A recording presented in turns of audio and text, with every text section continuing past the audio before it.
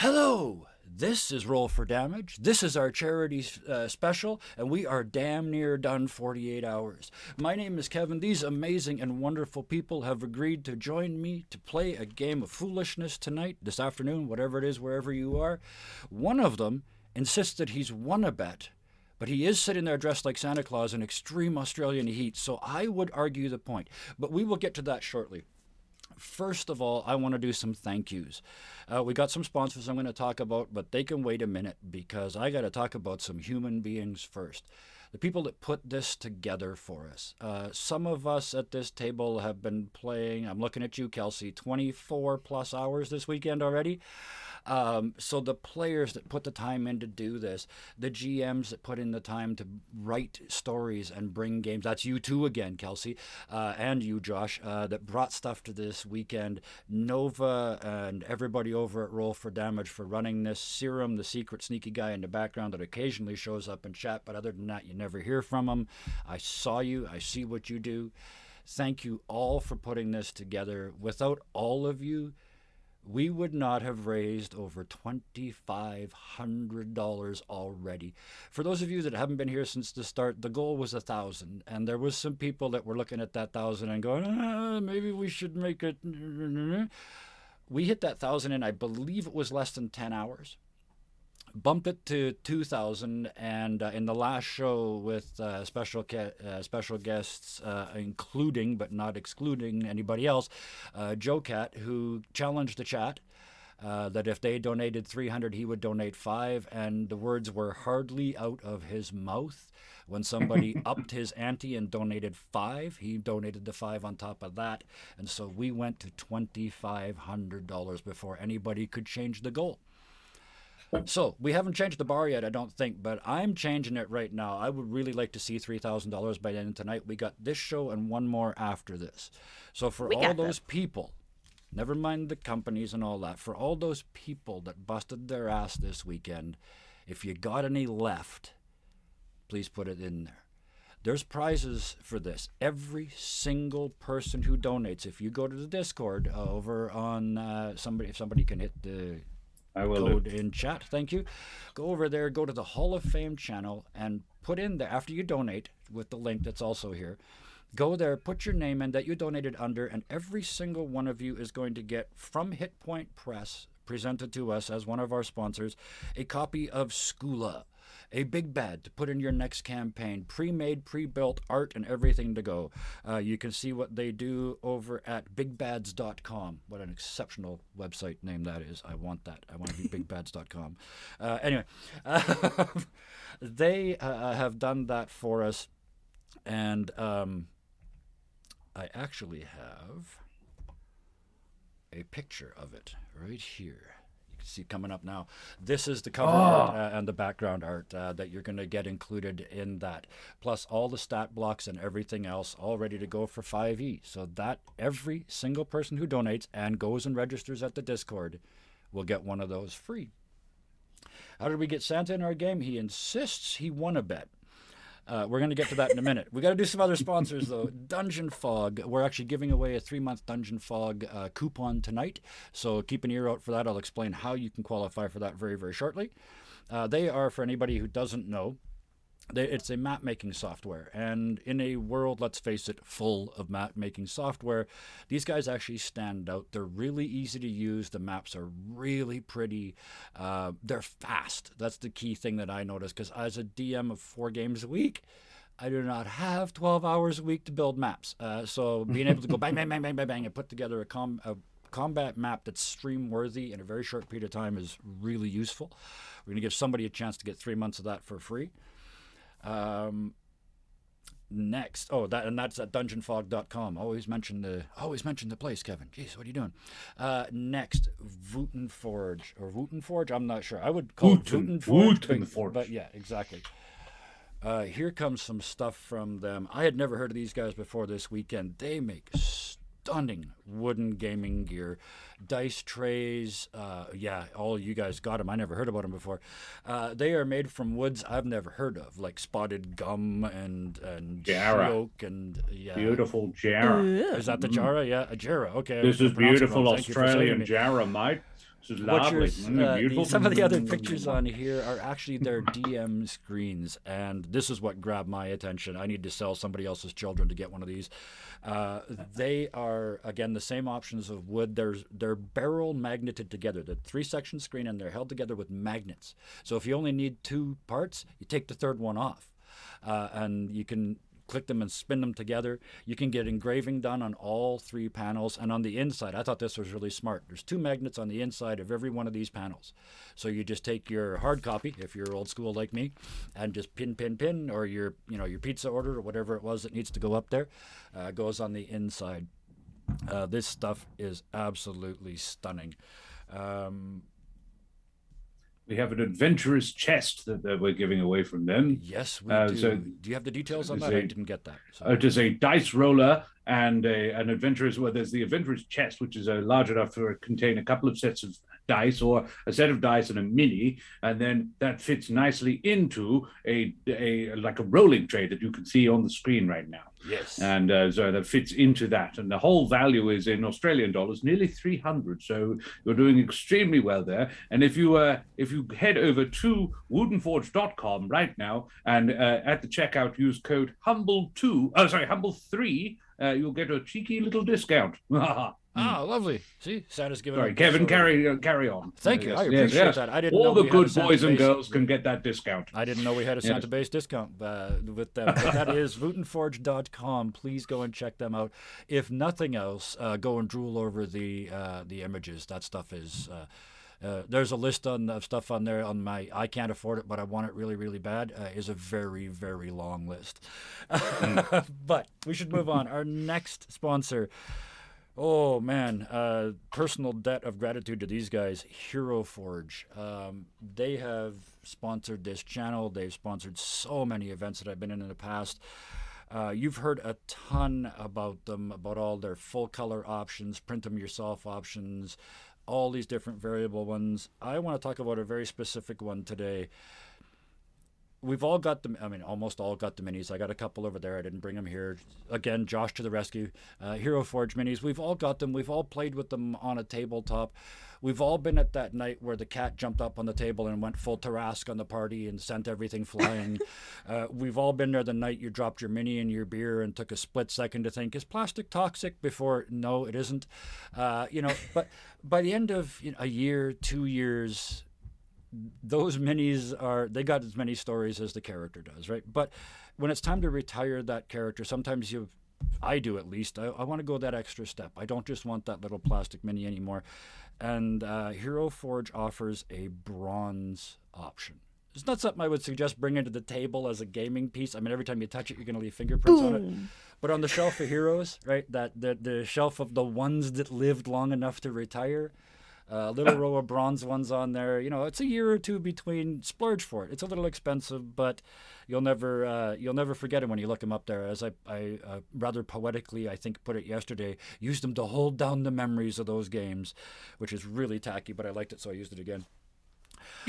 Also, as DMs, especially of streams, Hero Forge is your best friend.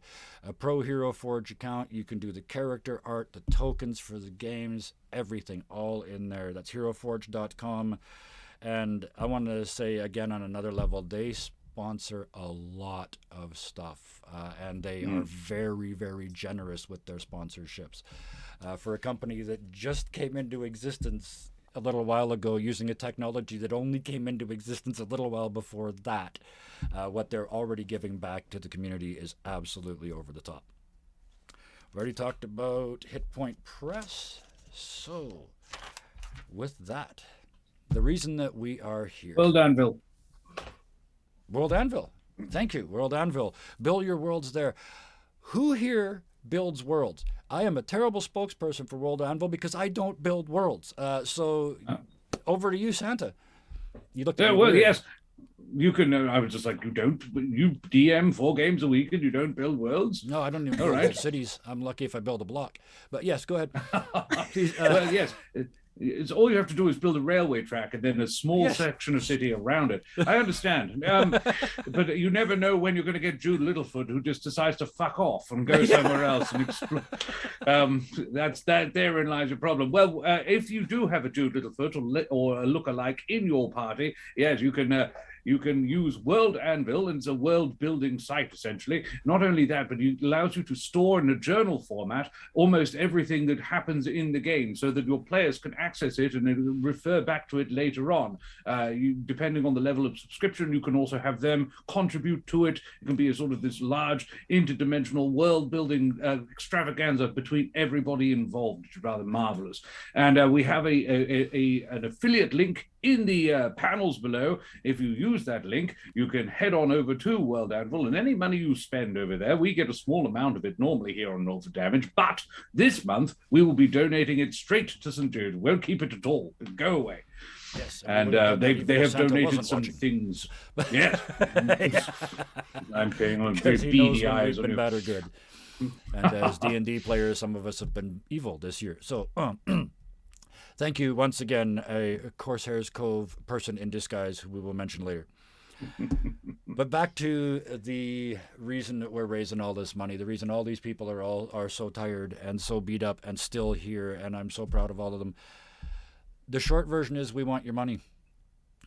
Most weeks, most of us come out here and we play games on stream with our friends, and we have a really good time, and we hope you enjoy watching us and have a good time too.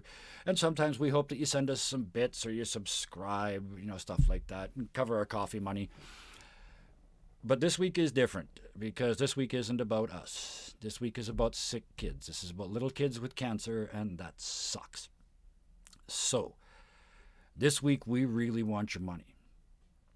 There's already $2,500 there, so I know a lot of you have already donated, and I'm not going to ever ask anybody to donate more than they can. But if you can, if you've got it left, let's get $3,000 if we can get there by the end. We got this show and one more, so we got almost 8 hours left. Let's get that to $3,000 if we can, because this is going to St. Jude's Children's Research Hospital. They are finding cures for childhood cancer, and I cannot think of anything more heroic than that as a goal to have in life. And I know that the best doctors in those fields are there doing that, and they're doing it because they love it. The families, for some of you that live in various countries around the world, this may come as a surprise, but medical is not always free. And it is from St. Jude's. They never receive a bill from St. Jude's for the treatment, the housing, or the food. So there's zero billing. And they're not, this is a side note, they're not just about, your donations don't just buy medicine and just buy treatment. They buy toys for these kids to play with while they're in the hospital. They bring tiny moments of joy. Your little donation can make a real difference in some kid's life, some kid who is already having a really shitty day. So please, if you can, put some money in there.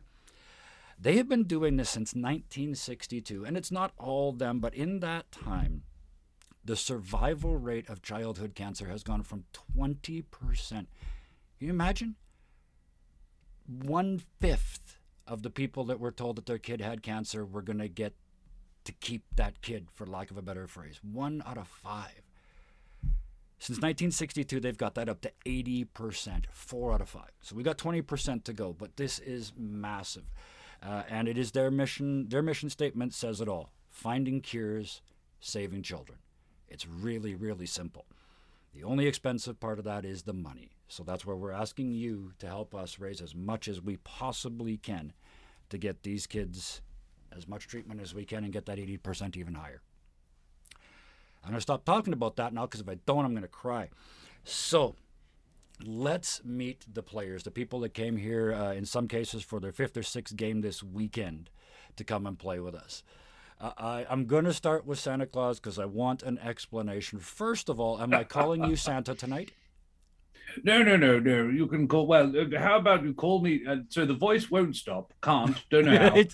Until the beard comes off. It actually, as soon as the beard goes on, the voice automatically changes. So yes, I'm Josh the Pirate most of the time. But this evening or this morning, wherever you are in the world, I am Santa. because Des from the Eldritch Scribe said, "Was anybody prepared to do something silly if we make a particular goal?" So I said, "Well, tell you what, if we make 2,500 rather, I will dress as Santa for a portion of the next stream I'm on. But if it does it by the time Kevin's game comes around." So yes, I was just preparing myself to come on stream about an hour and a half ago, and Des sends me a message going, "Come on, motherfucker!" And bet you never saw Santa say that.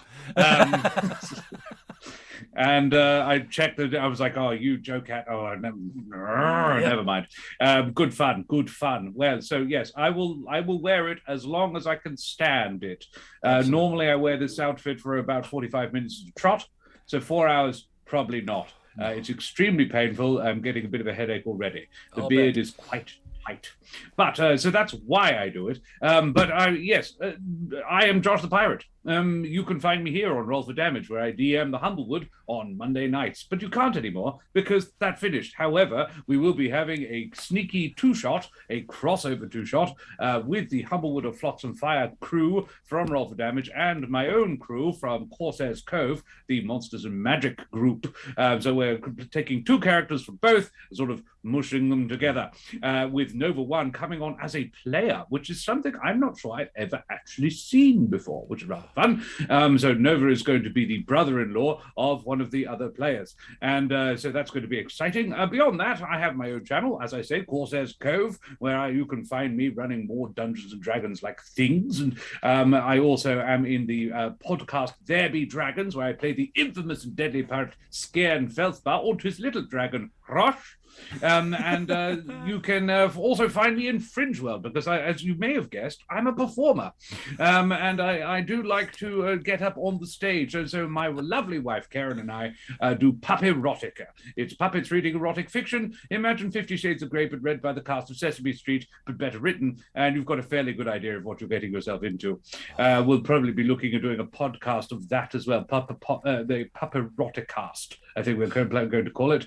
And that's going to be fun in the new year, perhaps sometime when we get around to it. And other than that, yes, that's who I am. Thank you very much for listening to me ramble. And because I know you'll do it, I want to see Santa as a puppet in that show.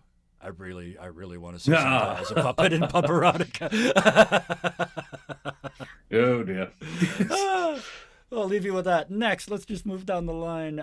Waffles, I had the pleasure of playing with you and Josh and Kelsey all in one game, which is specifically why I invited you guys back to play with this one. But then I found out, because I hardly knew you then, but I found out you have a channel and everything else. So tell us about yourself and what you do and who you are. Heck yeah. I'm Waffles of Waffles Maple Syrup, one half. I GM Starfinder on Tuesday nights. Journeys Adrift. It's a homebrew Starfinder campaign. Basically, just type in Waffles Maple Syrup anywhere on any of the socials. Will probably pop up.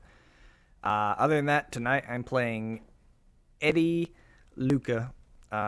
He is from Amberlight. He makes waffles. That's kind of his specialty. And there's a story behind it, but we'll let all that come out in story. And his friends call him Stacks. So Stacks. There you go. Yeah, Eddie Stacks. Stacks of Eddie fun Stacks Luca. Thank you very, very much. Next to Waffles, because, I mean, where would you put... I guess I could have done this vertically and put you on top, but Syrup is next. Tell us about yourself. I actually hadn't met face-to-face before today, so, yeah, fill in some gaps for us. Yeah, absolutely. I'm the other half of Waffles Maple Syrup, if that wasn't obvious. But yeah, I can repeat most of what Waffles said. You can just go to wafflesmaplesyrup.com. I mean, I'm sure you can find most of it there. And we have an awesome Discord community. We debuted a new show recently called Outcast and Outclassed, in which I GM for the first time. And I have heard just the best feedback on it, I'm just so excited. So that's Pathfinder 2E, but our other show that Waffles is Starfinder. Absolutely amazing stuff. So I recommend checking us out. But tonight, tonight I'm playing Babs, and Babs is on a quest to find and document every single recipe in the world. Is that possible? Nobody tell her. No, just don't tell her. Don't tell her it's not. Yeah, just don't. Don't tell me the odds. Yeah. Perfect. Never tell me the odds. Perfect. Thank you so much. And we're going to end because I wanted to give her a chance to have a nap. Kelsey, the hours you have put in this weekend, you blow my mind. I don't know how you find time to do other stuff, but you do. So tell us about that. Yeah, so hi, I'm Kelsey, also Roguzu on Twitter and YouTube. On Twitter, I draw a bunch of things relating to the games that I play with D&D, World of Darkness, or my webcomic that I run and update whenever I want to. So that's how I'm able to do that. Yep. And on YouTube, I have a series where I talk about the first game I ever ran called Atlantis. But now I also have a small series I've started where I tell the love story that happened between my player character, Noella, and the NPC Yasuhiro. So yeah, that's what I do. And I'm going to be playing Valenta Rosario Danadel. And I am here to connect hearts with the recipes and maybe connect with a heart on my own. Oh, well, we will see. Dating show. Which brings us to the game that we're going to be playing tonight. We're going to be using the Quest system. For those of you that don't know it, it is an amazingly wonderful system because it is simple. You build your character by filling in the blanks in a sentence and picking a couple of items and a couple of abilities, and off you go. You're ready to go in minutes. I'm not going to spend a whole lot of time talking about it other than it's a lot of fun and there's no reason not to be crazy with it because there's no modifiers for making difficult choices. We'll get the rest of the mechanics as we go along. But you can see the link here in the little roller above me, Quest Companion. You can go there, build the characters, and do everything else from that. We are not sponsored by them in any way, shape, or form, but we are using that software tonight so that these guys can play this game. And in this game... It's free. Because it's free. Just to be clear, I purchased the book, the digital version of the book, the PDF, which is the correct thing to do if you're going to play a game. It is also, here's the thing, GMs, it is a one-sitting rule book. You can read the whole thing in the length of time it takes to have a coffee and a couple donuts. It is... The whole system is just designed to be easy to play. There's no reason to look up a rule if you're playing Quest. Just make it up and fly. So, given that, we're going to break all the rules tonight because I am who I am and you can't tell me there's a rule. Never split the party is always a rule. This is not even a party tonight. This is 4 people competing against each other in a combat game. Avoid PvP, which I've never really understood because if you've got player versus player, you need to have a conversation with your players. I think what they mean is CVC, character versus character. And again, you're competing tonight, so this is all about character versus character. This show is not an ordinary competitive cooking show, but it is a competitive cooking show. The chefs that you see before you will each have to create 3 courses featuring the secret ingredient, which none of them know yet because it's secret, which will be revealed when the game begins. That is where the chat finally starts to get competing for this Dungeon Forge 3-month code that we have. Once I reveal the secret ingredient, if you make a donation and correctly guess the word that I have associated with the secret ingredient, you will win 3 months of free Dungeon Fog. Anybody who's seen Pee Wee Herman's Word of the Day may find this vaguely familiar. So, you have to make a donation. And once you do, you can put that word in chat, and we will see who wins. There's one more rule. Never railroad your players. And thank you, Josh, for building a railroad right down the street of my other stories, because this one's got one, too. You are going to make in order an appetizer, a main course, a dessert, and then you will be judged. That is as railroady as it gets. With that, I will give you the same thing I say to every one of my players in every one of my games. Break my game. I will present you with a difficulty. If you can solve it in one round, we will laugh and howl and solve the problem narratively, and then I will give you another problem to be creative with. So just keep piling it on. Put on the pressure. Make me sweat. I love it. I hope you know what you're getting yourself into. We have Waffles here. Waffles, that is what he does. Don't put me there. Bring it. That's all I'm going to say. Right on blast. With Put him on blast. Bring it. Crank No it pressure, to 12. Waffles. Drink all your coffee. Drink all your tea. Drink all your Red Bull. It is time. Our 4 chefs find themselves in their dressing rooms backstage in a room with a door that had a cake-shaped star on it and your name. You await your chance for your 15 minutes of fame. You are the greatest chefs of your generation. The fact that you have to kill stuff on the side to make money just says something terrible about the wages in the service industry. But unbeknownst to you, there are tiny cameras. Yes, this is D&D world. Yes, there are cameras. Don't question it. There's dragons. Leave me alone. There are tiny Frying cameras orbs. hidden in your dressing rooms. As you prepare to go into culinary battle, what do those cameras see? Let's go in the back order this time. Valenta. So Valenta is just currently kind of sitting on the ground with a big Black Panther companion, Midnight, or as she lovingly calls it, Midney. And she is just washing his paws and like working on his claws. It's like, all right, so we're going to be good today. We're going to make some great dishes, right, Midney? And just like putting it in, it's just like, oh, wonder what the ingredient's going to be. No, you know what would be wonderful? Just, yes, biscuits.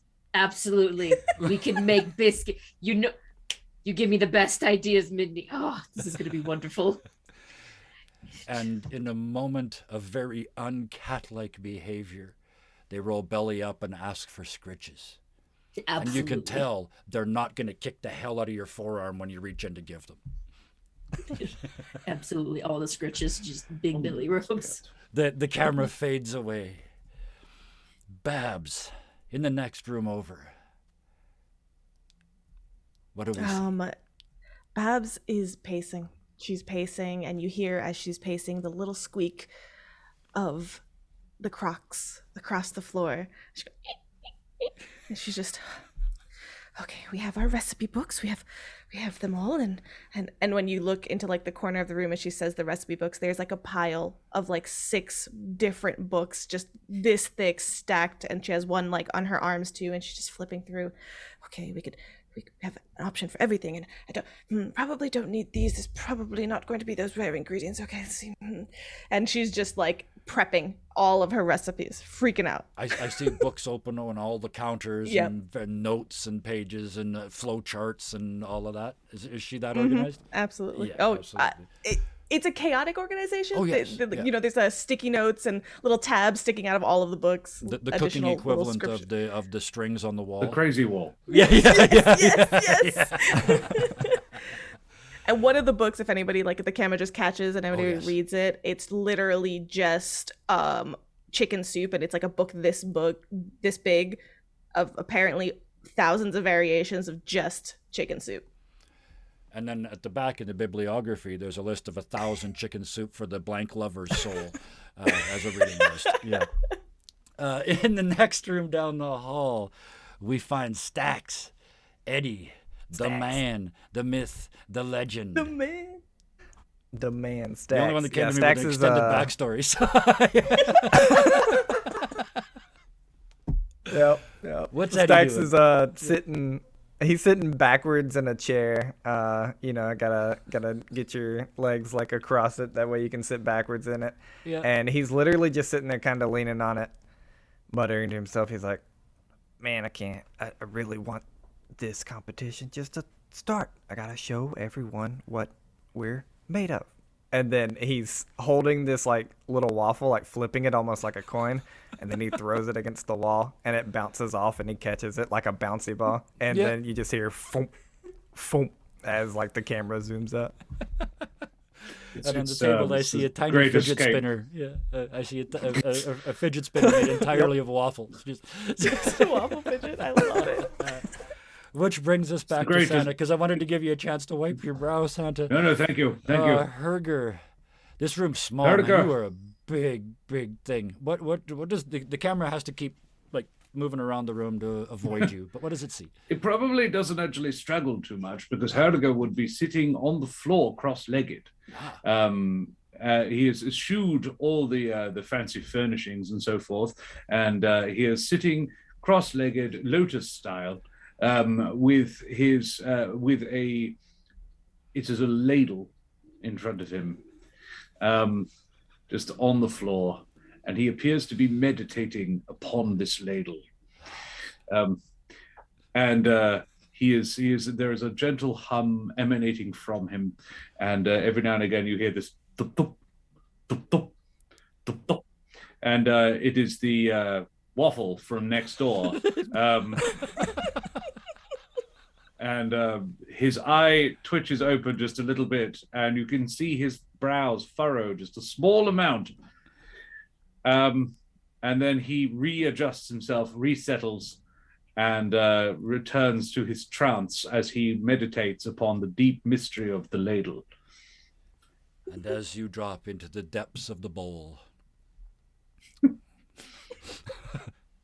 you are called, each of you, and a knock on the door.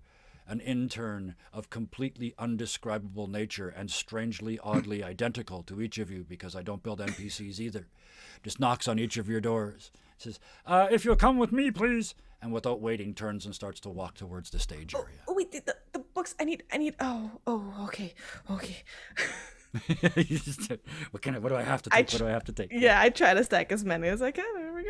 Absolutely. Anybody else taking anything with them? Good luck. I got a ladle. I scoop the ladle up. Herdiger will scoop up ladle and make way down corridor. Excellent. On way, I see Babs has not yet emerged from her room. Do you require assistance? Huge head. Can you? Yes, I do. Here you go. And she just starts shoveling books. Herdiger will take books. Oh, be careful. No, it's fine. I got it. And she picks up all the little pieces of paper that are falling and scattering behind. He's just holding his hands out for you to stack him up. Yeah. Yep. Like firewood. And she's on her tippy toes. She's a very short woman. She's 5'2", and just trying to get all the books his up. height. Yep. So yeah, he's bent Well, down. no, She's reaching up. he's 7'5". She's 2/3 of his height. Yes. From where she is, it looks like 1/3. It's the perspective. Are you competing as well? Yes. Oh, are you? Do we know of each other like this? By reputation only, I would suggest. Right. Are you? You're Herger. I am Herdiger. Oh my! Do you have? Oh, you have a recipe book? No, I am the recipe book. What? I keep them in my mind. Oh, Stop! Put those down. his hands are huge, so he didn't actually lose anything. Put those down. Where? Hold. She runs in and she goes to find an empty book. What is your most famous recipe? The griffin steak. Griffin steak. Oh, that should go in the other book. Hold on. She goes and gets a different book. I don't think we have time for this. Perhaps afterwards. We will trade, yes? 1 for 1. Oh, no. See, You collect, yes. If at this point, we've been here for so long, I don't know if the intern comes back. Yeah, they're about to. Yeah, you got a couple more sentences. There. Yeah. You carry these for Babs here. I must make way to stage. We talk later. No. But It's not. It's not really my job. The union's gonna hate this. Okay? It is now. Okay. And I push him along in front of me. you can't just not have the recipes written down. This is not. Oh gosh! And she's just gonna rush off after you.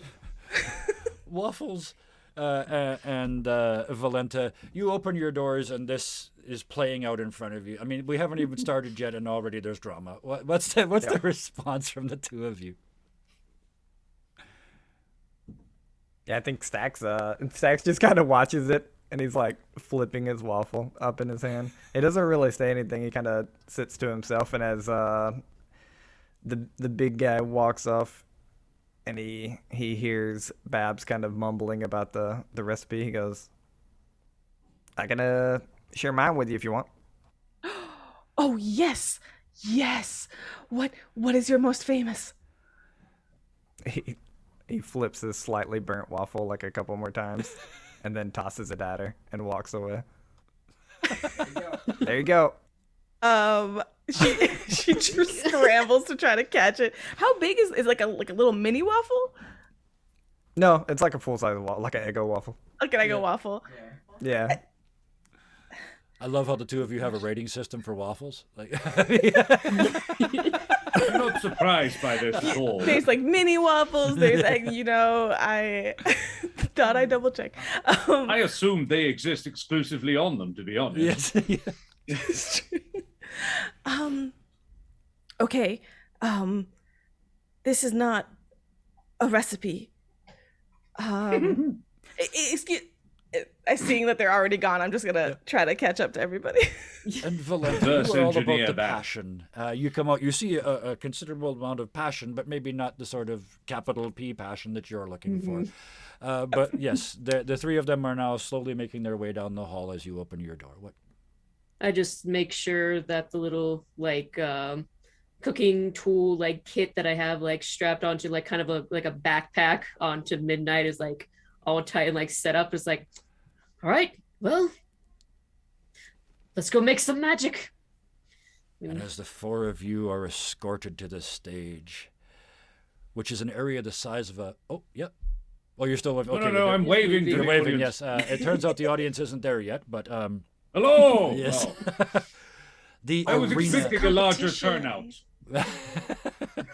The area itself is the size of a basketball court, and it's been quartered into 4 identical kitchens.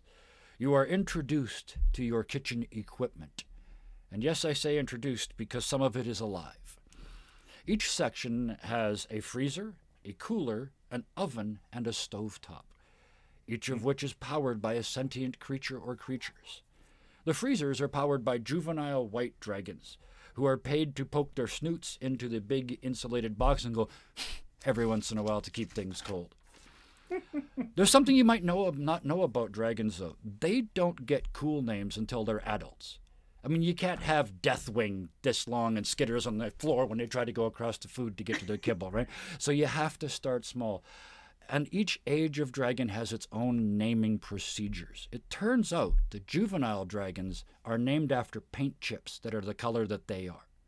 Oh my So god. the 4 white juvenile dragons in this game are Eggshell, Off, Linen, and Bone.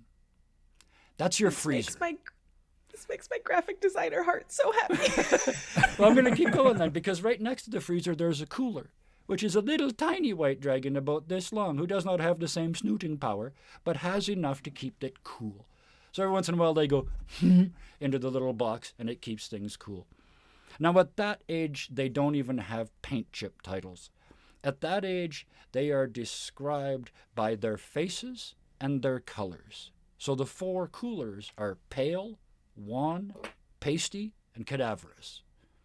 The ovens are briefly opened, and inside each you see a fire elemental. These do not have names, but they do each seem to have a personality of sorts. Herger, when they open yours up, it's like, oh, now I'm going to have to make it all hot in here again. I hate you. And they close the door. Valente, you open yours. It's like, oh, great. I suppose I got to work with you today? Oh, good. Oh, yeah. One of us has got talent anyways. Thanks. Close the door. And the door closes. Eddie, yours opens up, and you look inside, and there's this fire elemental just doing laps. Just... It's like, we cooking something today? We cooking something today? I'll cook it all. I'll cook the top. I'll cook the bottom. I'll cook the sides. I'll cook it all. And it just starts running laps again. They close the door. The only problem you're going to have is keeping that oven cool. Babs, your oven is opened, and you hear, ah, you have come to worship. Close the damned door. Oh my god. Yours suffers from delusions of grandeur. There is one What is more wrong tool with on each just of your... fires? There's one more tool on Not each that of your hard. things. The stove tops.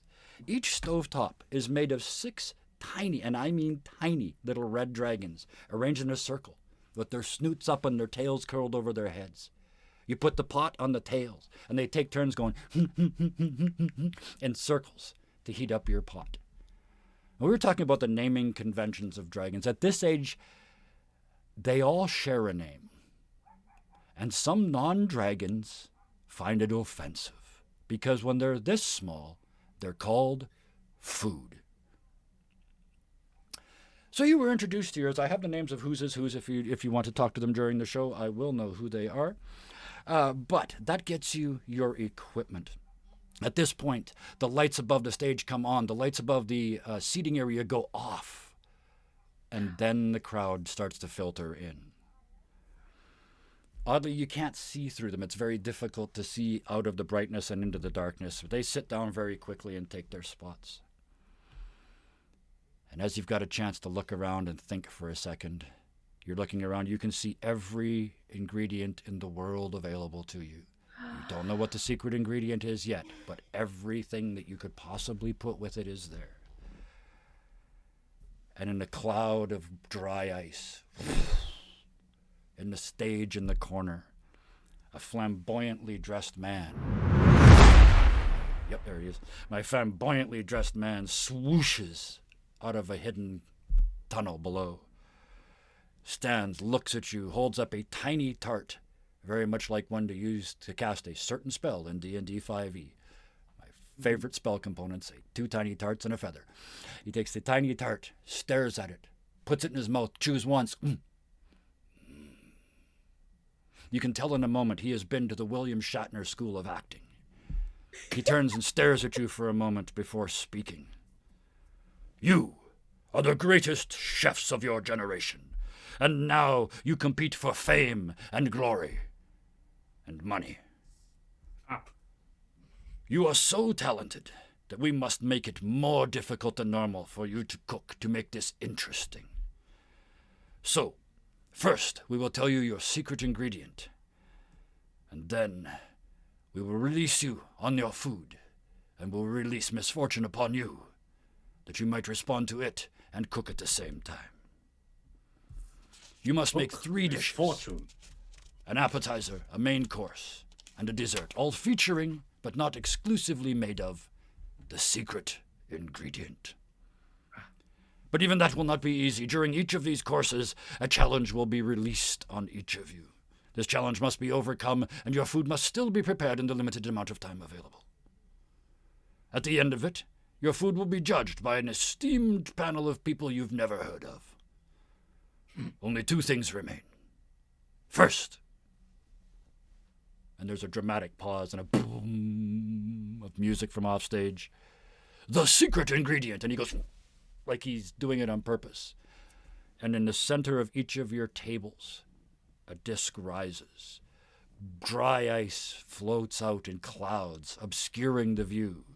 And after he times it beautifully, just as the dry ice starts to clear, the secret ingredient is cheese. And you look, and there is every kind of cheese imaginable on this tray. Catoblepus cheese, for those of you who are D&D fans. The worst-smelling milk in the world and the sweetest cheese. This is where the audience gets to start playing. Make a donation and guess the word that I think have associated with cheese. The first person to do so will win 3 months of Dungeon Fog. There is only one thing left to do. Another long, dramatic pause. You see the hand prepare for the jut. It juts. Allez, cuisine! And nobody moves. And he says, that means go cook! Okay. Oh, wait. First. And then, as you say, wait, a small gnomish man pops out of the cupboard. First of all, let's get him out of there. A small gnomish man pops out of a cupboard, looks at the 4 of you, and says, you heard the rules. Go cook! And then he disappears as well. With that. Did everybody see that? I'm already just going to get my ingredients. I Going to didn't grab say your no. cheeses. With that, we begin the first round. Appetizers. And it came in behind the tokens. Ah, shit. Oh, well. I had a stinger that pops in, but I put it behind the tokens. Damn it. I'll fix that at halftime for the other ones. Look great. Loved With it. that, appetizers begins. What? First of all, very quickly, we're going to go around the room. What is your plan? You do not have to be able to cook for this game. If your answer is cheese sticks, and cheese sticks for the 3 courses, I am perfectly okay with that. Herger, what is your plan for your appetizer, cheese-based? Cheese. It actually was going to be cheese sticks, but it's cheese. The sticks are going to be squid tentacle or kraken. Actually, kraken tentacles. Kraken and cheese. Oh, kraken and crackling cheese. I love it. Waffles, what's the plan? Waffle cheese sticks. Like I had to ask. Syrup. Oh, sorry. Babs, what are you cooking? Flipping through recipe books, trying to find the perfect recipe, Babs remembers the one time she went and climbed a mountain to a monastery in which their famous dish that they would make, and they make, aside from the amazing monks, of course, that come out of that monastery, these cheesy fried risotto balls that just perfectly browned and crispy on the outside. You open them up, they melt and steam and pour out of there. Sorry. Yes. I knew we were going to end up with at least one cook on this show, and I knew it was going to make me hungry. You've done it already. Thank you. And finally, Valenta. With all the cheeses in the world to choose from, what is your appetizer? No, seeing all this, I just look at Midnight and she's like, "You're right. It's time for biscuits." Cheese biscuits. Biscuits. Warm the heart, very homey. And with that, the 4 of you start grabbing cheeses. The throne person once again pops into view. I almost forgot your challenges. He points at Herger and hits a big red button on a stand.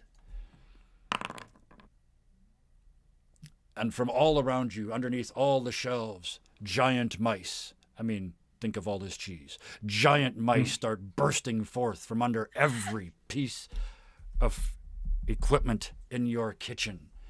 He points at Waffles and hits the button again. You grab cheese off of the counter and head back to your chopping block, and you hear the cheese in your hand say, is it a bad thing that I can feel? I'd really prefer if you didn't, like, ow, like you're even squeezing kind of hard. Your cheese is sentient and is trying to argue against being cooked. No. Just making quick All right, notes here so- because I have to remember 4 things. He points at Babs. Before you can even start, Babs, your fame has preceded you. And the judges have come down from the damn judging table already. You haven't even cut the first piece of cheese, and they're asking you questions and picking at your tools and trying to touch stuff. Oh no. And finally, Valenta. He turns grinning and presses the button a 4th time. And nothing appears to happen.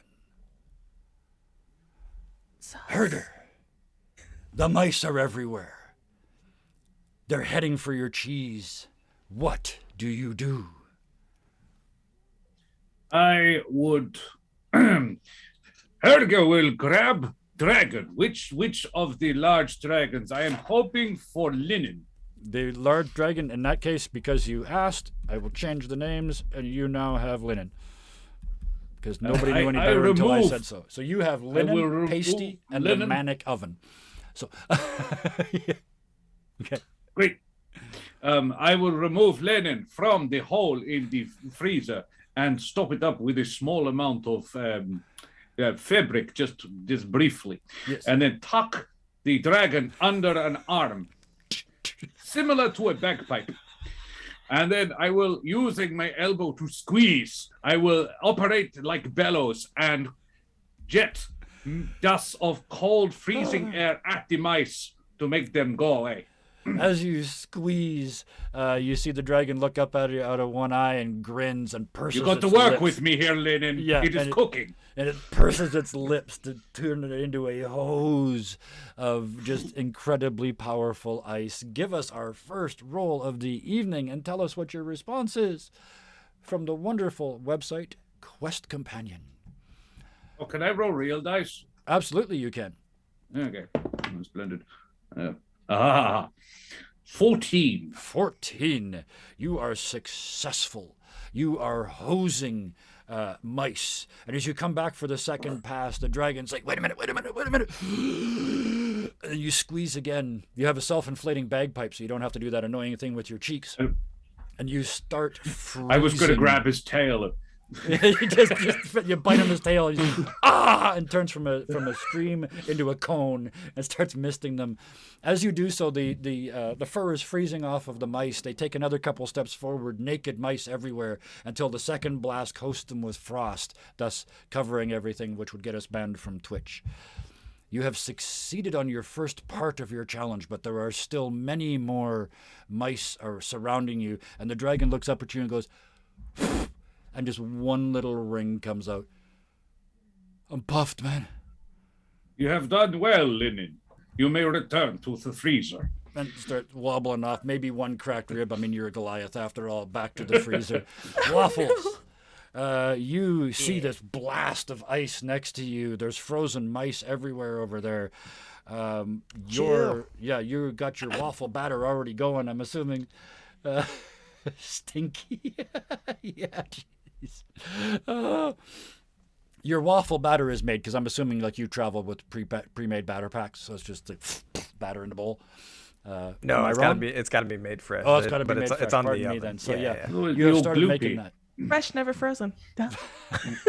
It's just he mentioned a certain name brand earlier, so I thought maybe he pre-prepped them. So you have just started making the waffles. The cheese is on the table in front of you, talking to you. Please don't cook me. Yeah, so Stacks grabbed some aged Gouda, so it's probably some old cheese. Yeah. And I am also goes, sentient. Yeah, I get you. What's your name? My name is Fred. All cheeses are named Fred. It used to be food, but Perfect. the tiny dragons took that. Yeah, honestly, you a guy, girl? We don't identify like that. It's more fermented or not fermented. Okay. Honestly, my fermented or unfermented friend. That is perfect. Thank you. Because check this out. Stacks reaches into his back pocket, pulls out his. Let me get the name of this item right. Yeah. His tricky ticket. Okay. And it's a magic ticket that can transform into forgeries. Okay. And he pulls out this tricky ticket, and he pulls out a piece of paper that says, "License to cut cheese named Fred." Fred looks at the piece of paper. Someday cheese will have rights, but not today. And you see the cheesy equivalent of, and faints on the counter in front of you. You know it's still alive. You know it can feel the pain, but you have scored your first success against your appetizer challenge. Stacks is just like, "Sorry, my friend, but it's gonna be worth it." And you reach for the knife. Babs, just through the glass, you look over. You can't hear the cheese talking. You just see this maniac who smells like waffles talking to cheese. You have the judges in front of you. One of them is reaching. Oh boy. You're making risotto, so yeah, they are reaching for the dough, and they're trying to touch the. I slap their hand away. No. Do you want to get zeros on all three Look of at your? me. Look at me. Yes. Okay. You've heard of me? You like my recipes? You like what I do? You frighten me.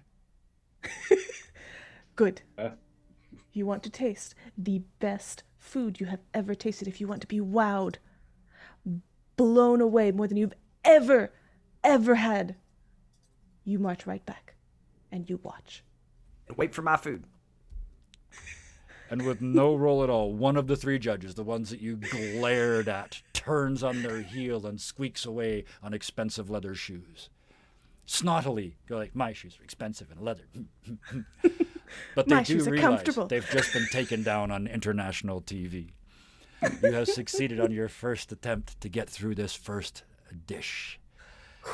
Valenta, mayhem ensues all over the place, except in your corner of the kitchen. What do you do?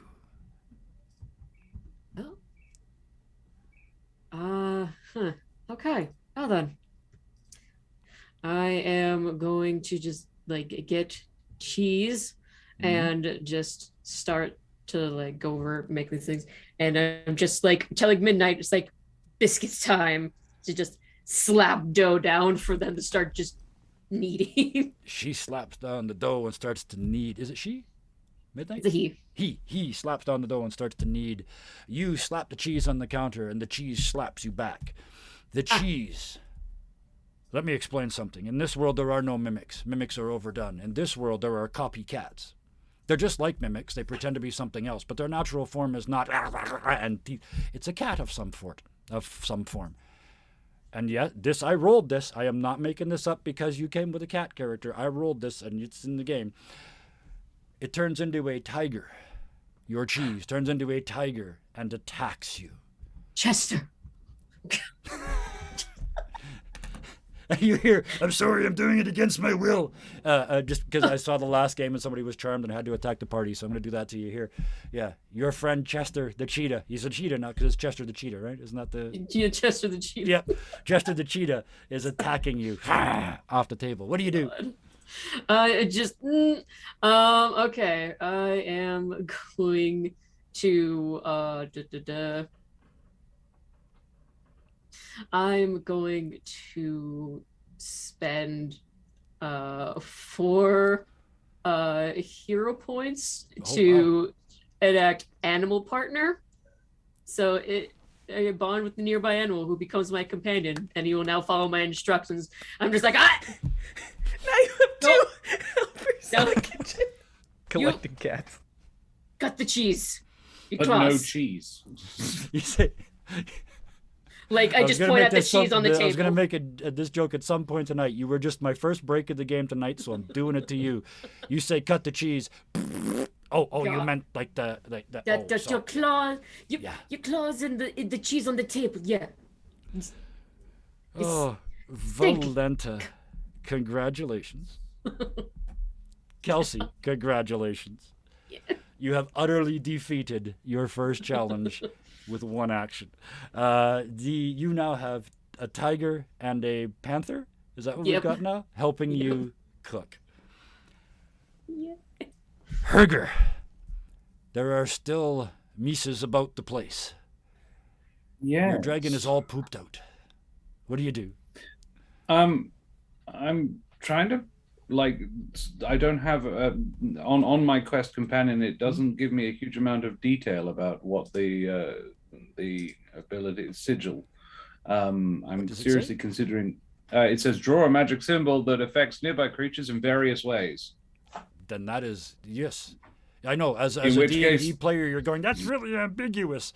No, I remember it. I remember it saying slightly more than that, but never mind. I'll happily take the extremely ambiguous. All right, I draw I ignite I am going to take out my magic flask and draw in fluid on the ground a sigil. A banishing sigil, a rat and mouse rodent banishing sigil on the ground.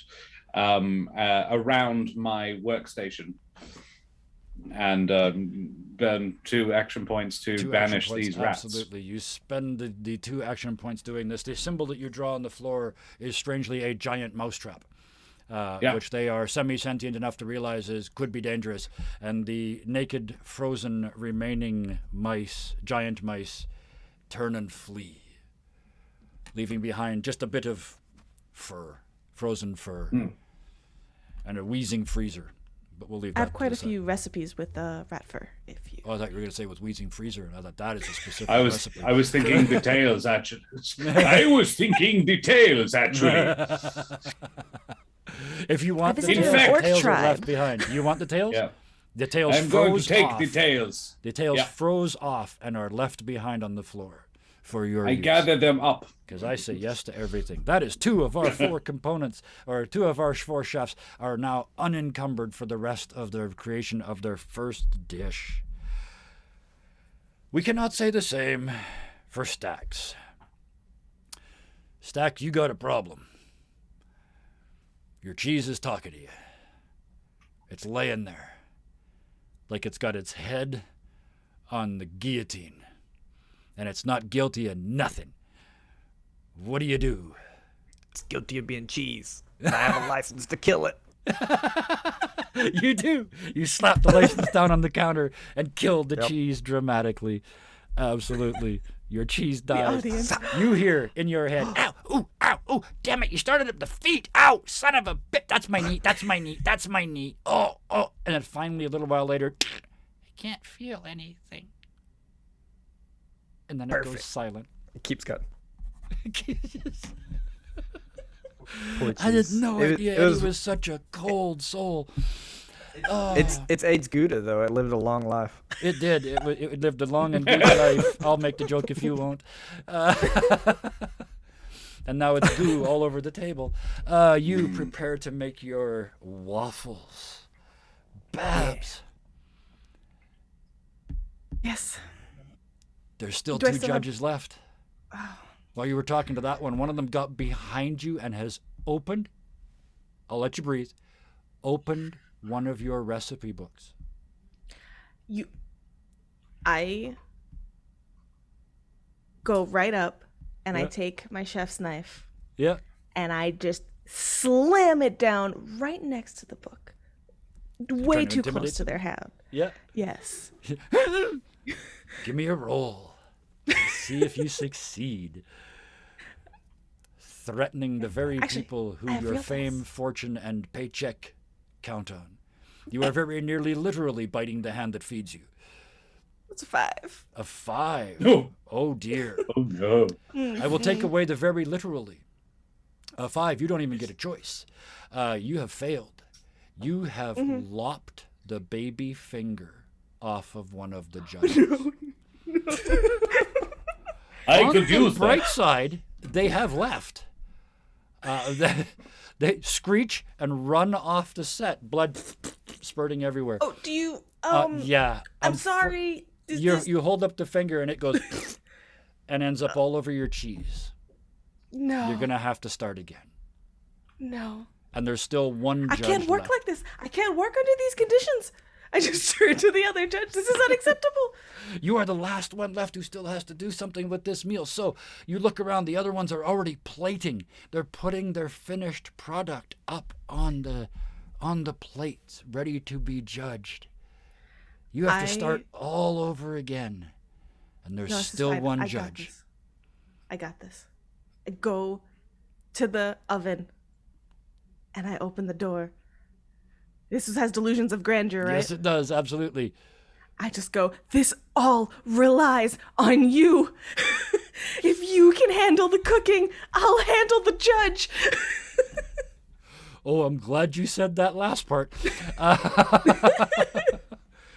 So you just throw the ingredients in and let the fire elemental do the cooking? Yeah, if you just put them together, it's, you got this. If you are everything that you say you are, you got this. I believe. And I shut the door. Oh, And and then just I as you're turn slamming to the the door, you judge. hear, "How dare you doubt me?" And the door slams shut. You turn around. The chef the judge is right in front of you. What were you doing there? What were you talking to? Do you talk to it? Does it make it taste better if you talk to it? What is your name? Julie. Judge Julie. Okay, Julie. Nice to meet you. Judge, nice to meet you. I throw That was away a joke. the Why didn't you pinky. laugh? I'm a comedian. Ha ha. That's better. Excellent. Thank you. What yep. are you doing with that finger? Is that going in something? No, actually, can you deliver this back to the other judge? Yeah, just and they pause. They're really proud of themselves. Point me in the right direction. Ha. And they take I'm the just finger, shoving them away. and then they leave. Babs, I need you, weirdly enough, to make a roll for your fire elemental to see how my well fire they elemental cook. has You got chase this this. person off with no roll, but I need to know how well your fire elemental can cook. 8. 8. Excellent. Our first difficult choice of the evening. Babs, you realize as you get the third judge chased away that it's time. It's time to take that out of the oven. And then you realize it can't open the door from inside, because if it could, it would leave, because it has delusions of grandeur and it would be invading Russia by now. Of course. So you rush over. In the winter. In the winter, yes. Thinking in 500 years, someone will think this is a good idea and do it again. This isn't a history show. This is a cooking show. Babs, History jokes, you y'all. pull open the oven, and inside is a perfectly cooked risotto. It is every bit as good as you would have done it. There is a problem. There are no potholders. Oh no. And if it stays in there a second longer, it's going to burn. So, Babs, do you burn your meal or burn yourself getting it out of there? Myself. Take 2 points of damage. As you reach in and grab it, you can smell the smell of burning flesh.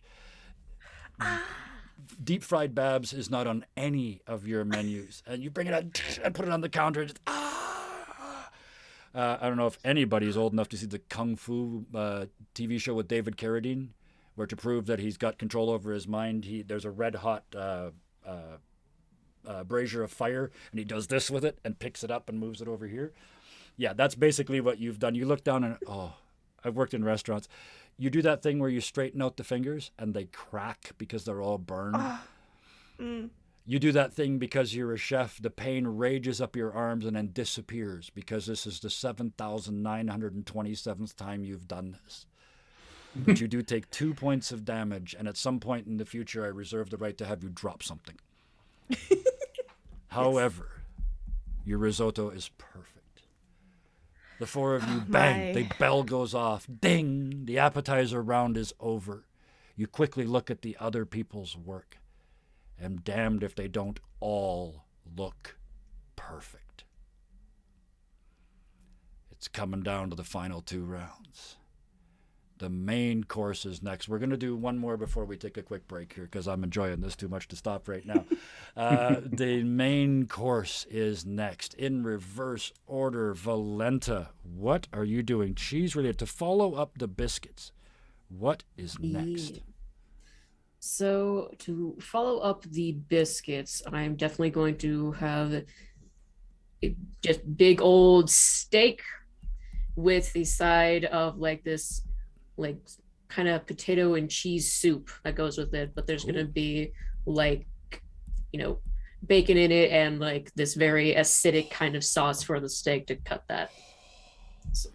That sounds like Canadian breakfast is what that sounds like. Just like 4,000 calories of thick sticking to the ribs food. I love it. Homey and hearty. Steak and potato bacon soup. Oh, damn. I knew I was going to be hungry. I ate before this. It doesn't matter. I'm still hungry. That is your plan. Babs, what are you cooking for your main course to follow up the risotto? Well, you see, my friends, one time I went to visit a orc tribe, a wandering orc tribe. It took me 3 weeks to find them.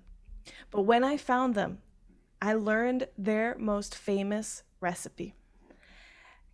Take a crock pot and you put mac and cheese and burger meat and you just mix it all together and you make this just like a hot pot dish of like, what's it called? I'm blanking on the actual name of this thing. It's like mac and cheese. My family used to call that slumgullion. Just everything that's in the fridge and mac and cheese. Yeah. Yes. Yeah. Yes. Okay. That. I have a question. Syrup and or waffles, because you're kind of a team. Have this is kind of a personal question. Have either of you donated since the start of the stream? I did. You did. That is perfect because you Yeah. said the magic word. I did. What's the first word you think of when you think of cheese? Stinky. That wasn't it. Macaroni. No. Oh, The mac and cheese. I guessed stinky in chat, but okay. Well, you got. I'm giving you this one. I'm giving you this. You get macaroni. So you get 3 months of Dungeon Fog. PM Oh me my later, gosh. and I'll get you the code. Can I do this? Unless Waffles, you want it, and then I can not do this. Can I say the next person to donate You absolutely over can. $20 or more You right now absolutely can. will get it? Absolutely. Solid. Yeah. Good Next call. person who donates $20 or more, and somebody keep an eye on that because I'm having too much fun running this. So we're at $25.60 right now. So as soon as somebody donates $20 or more, the next donation gets you 3 months of Dungeon Fog. I can do that. We've got Nice. some chat, so we have a declared want to. We will get that done in a split second, and I know how to contact you. So thank you very much, Syrup, for giving that up. That was very very honorable of you. Nobody cheated to get it. I mean, you didn't know the word any more than anybody else did.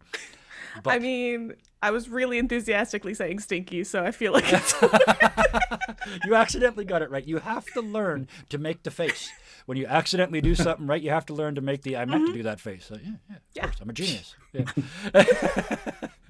Makes people think you're smarter than you are. With that, you have decided to make mac and cheese burger slumgullion mix. Waffles. I wonder Yeah. what word might appear in this description. Well. What's coming next? I'm looking forward to Well. seeing 3 different ways of doing this. Hear me out. This is gonna be a stack of waffles, but not just any stack. It's gonna be a stack of waffles that is alternating between each layer of pepper jack cheese and let's go with Griffin bulgogi. ooh. So it's gonna basically be a waffle stack Philly cheesesteak. Wow. Loses the ability to speak due to Sorry, guys, if anybody just sees us with napkins. I want you to open a restaurant, dude. I mean, I really, seriously, I will come and visit you. I often say I won't come to your country, but I will come to your country for Philly waffle steaks. Yeah. That is your plan. Herger, round 2, the main course. What are you coming with? I am working on the name of it Okay. as we speak. Well, I will give you a second because at this moment we cut to an ad break. And you hear in the background, baloney, because children don't give a fuck what you feed them. And now, back to the show. That was gorgeous on the screen. I loved it, by the way.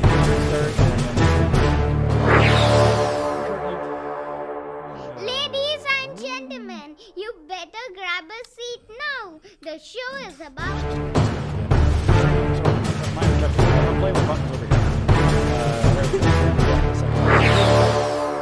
Here we come. There we are. I'm gonna Ladies shut this guy and off again. gentlemen, you better grab a seat now. The show I mean, he's so cute. I want to leave him go, and he's asking for money, so I really want to stop him, but I can't. With that, let's get that out of there. We come back from the ad break just in time for Hertzer to. He's just like, woo, woo, cook. LA cuisine. Helga will make a Griff Track Whifflisk. You've heard of Turducken, yes? Oh yes, okay, yeah. I will prepare a griffin cooked inside a dragon and cooked inside a wyvern and cooked inside a basilisk. And if you look at it wrong, it turns you to stone. Layers with layers of different cheese in between each one. The core is stuffed with a hearty brie. Cheesy meats. Oh, I love this. I absolutely love Served, this. of course, with a side of fries. With a side of fries, of course. What else would you serve it with? And with that, we will begin the main course. Each of you rushes forward to the cheese station again, preparing to grab what you need. As you rush back to your tables, we're going to do them in reverse order this time, too. So, Valenta. Does that make sense? That makes sense. You grabbed your cheeses and start heading back for the counter, and you hear a distant buzzing. And it seems to be coming from one corner of the studio, and you look up, and out of a hole in the wall starts coming 1, then 2, then 3, then a dozen, then 100 giant black flies. No. Apparently this cheese stinks. Oh, I should have mentioned at the start, if I say anything in this game that is across any lines, just do this, and I will change it 100%. So if flies a problem, they can be something else. All good. Okay, I just wanted to know, just because I saw a face, and I realized I hadn't said that in the intro, and we didn't do a session 0, and I cover all that stuff in session 0. So if anybody has any problems tonight, just do that. We stop. So the flies are coming out, pouring out, and heading for your cheese. Oh, no. Next door, Babs, you're like, at least I didn't get flies. No, you didn't. Your, yeah, this makes sense. You asked your oven is upset with you. So, I did all the work. Why are you getting the points? I'm leaving. And you see your fire elemental trying to crawl up the chimney and leave. Elemental revolt. That's what I'm writing down here as my note for myself. Waffles. Yeah. The host, the throne person, pops up in front of you, right in front of you while you're preparing, and says, "You must rhyme. 4 lines each turn. Don't ask me what a turn is. You'll understand. About what you are cooking." The head goes down behind the counter. So you need to rhyme about what you're cooking.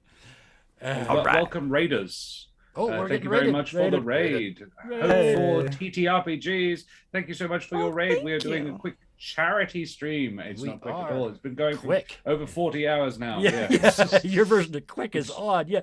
Blown 40 by. hours. Yeah, we've got 1.5 games to go. We got the rest of this one and one more coming up later tonight. But right now, we are trying to get these fine folks to cook some meals for some fictitious judges, one of which is already on their way to a hospital with a minor amputation. So thank you for joining us. Make some donations. I would really, really, really like to get us to $3,000 before the end of tonight. I'm not asking before the end of this show, but before the end of tonight. We're $440 out. It would be absolutely spectacular if we could triple the goal that these guys set out for themselves on the first day. We've already blown the doors off of it. Let's just put some icing on the cake. I'd love to see $3,000. And I think so would everybody else, especially some of the people here that have been on stage basically for 24 hours out of the last 48. Our final challenge, Hertzer. Sorry, wrong game. Herger. Herger.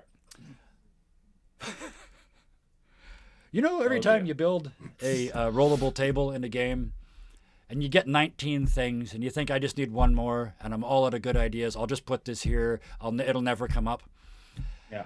Yeah. As you start to prepare to cook your main course, your amazing turducken, your cheesy turducken, for lack of a better phrase, an entire separate film crew pours into your section of the kitchen.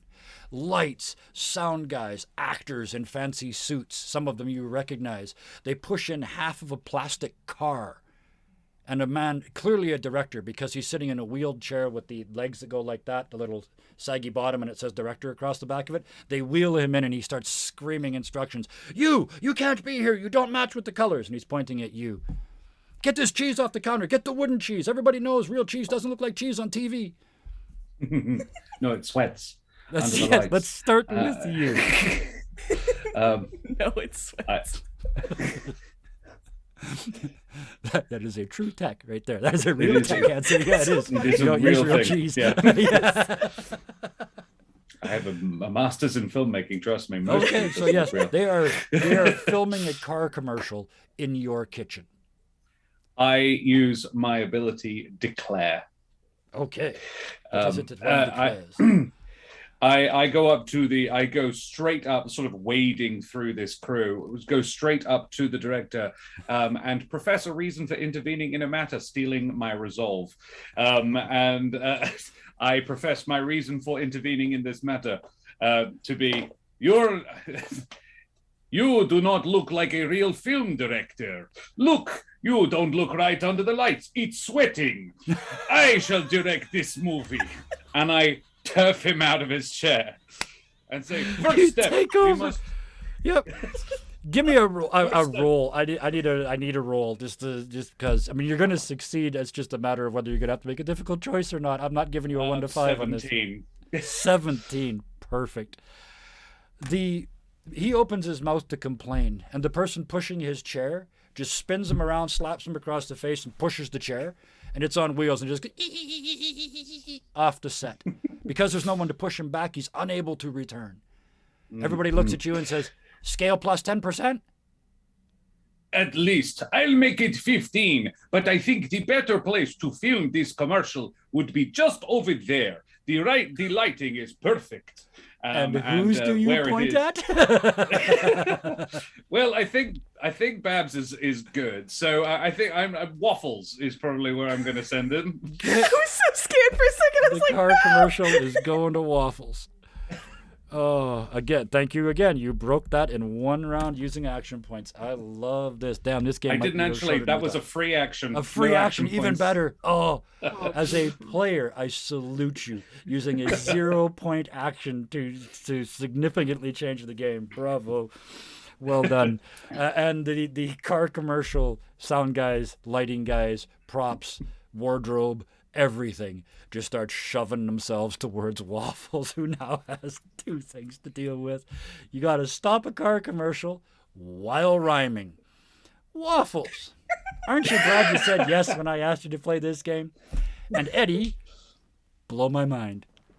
All right. It doesn't have to be good rhymes.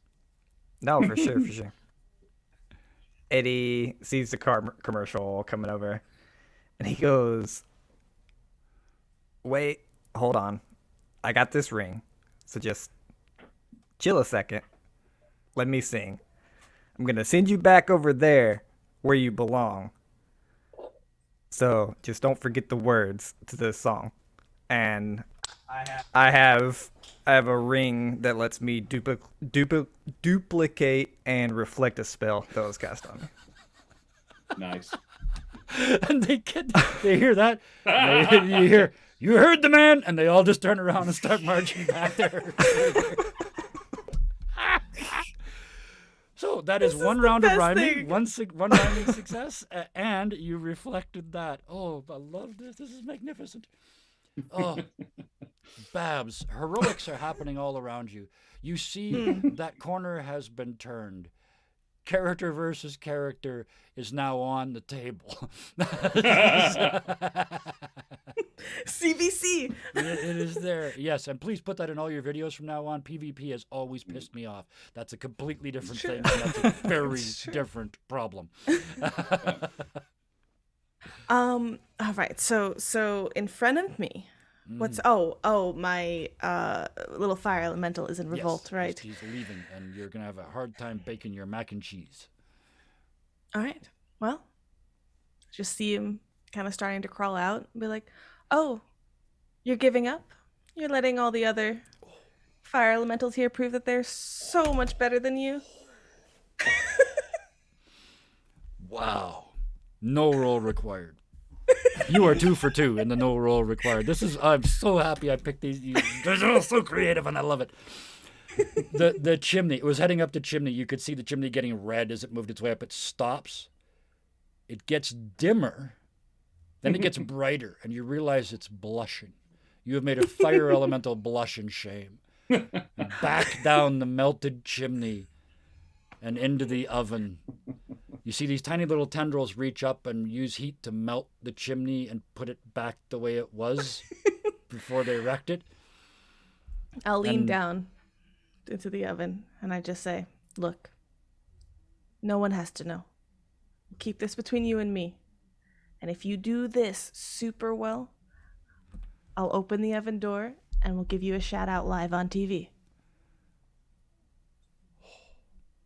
I will use relieve with 1 AP. Yeah. And I just say something comforting, and I relieve some anxiety and discomfort from him. You could feel just the frustration and the rage in there before you say that, and then there's a pause. It sort of stops. TV. I think you have what it takes. There's a whole film crew over here. I think you could feature in their commercial. A film crew? I'll tell you what. When I take over, you can be I was going to say lieutenant, but you know what? You can be the power behind the throne. That is an honor. It is an honor to be cooking with you. And with that, he looks at you and says, now where's that mac and cheese? Whop. Just a giant pot. Just bam, in there. Next, Valenta. Oh, flies. I mean, their dirty little feet. It's coming for your cheese. It's coming for your cooking area. They're coming. What do you do? I look to Chester and Midnight, and I just score the meat. And as I'm going to take care of this, as she just activates her big belt of strong strength, and that uses an extra point. And I'm going to juice the cheese into the miracle sponge that I have. Yep. Just so that it gets like all the steak, and then I'm just going to yeet it. Oh yes. So then they'll follow the steak sponge. Liters and liters and liters of cheese juice in this miracle sponge. You can hear Vince in the background going, it's Specifically to the phrase cheese juice. Okay. I'm kidding. Essence of cheese? Okay. Because I'll just call it essence of cheese. It's the same thing. But yes.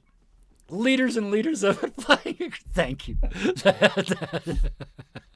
Flying across the room in this towel. You hear Vince in the background going, it holds twice its own weight. And then it hits the flies. Give me a roll. Okay. Oh, God.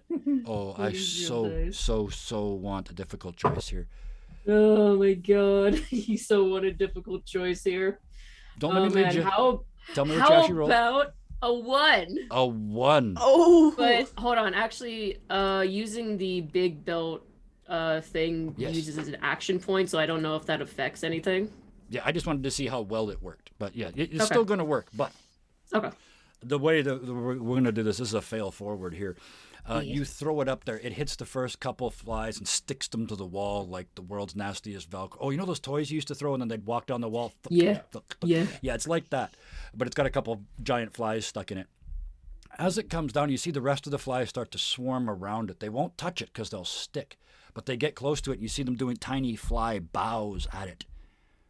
Then one of them looks at you, mutters something in fly, and all the flies leave the dirty towel and come over and stand on the counter in front of you and start bowing towards you. Cheese God. Towards you. You are the Lord of the Flies. Okay. I don't know if that's a good thing.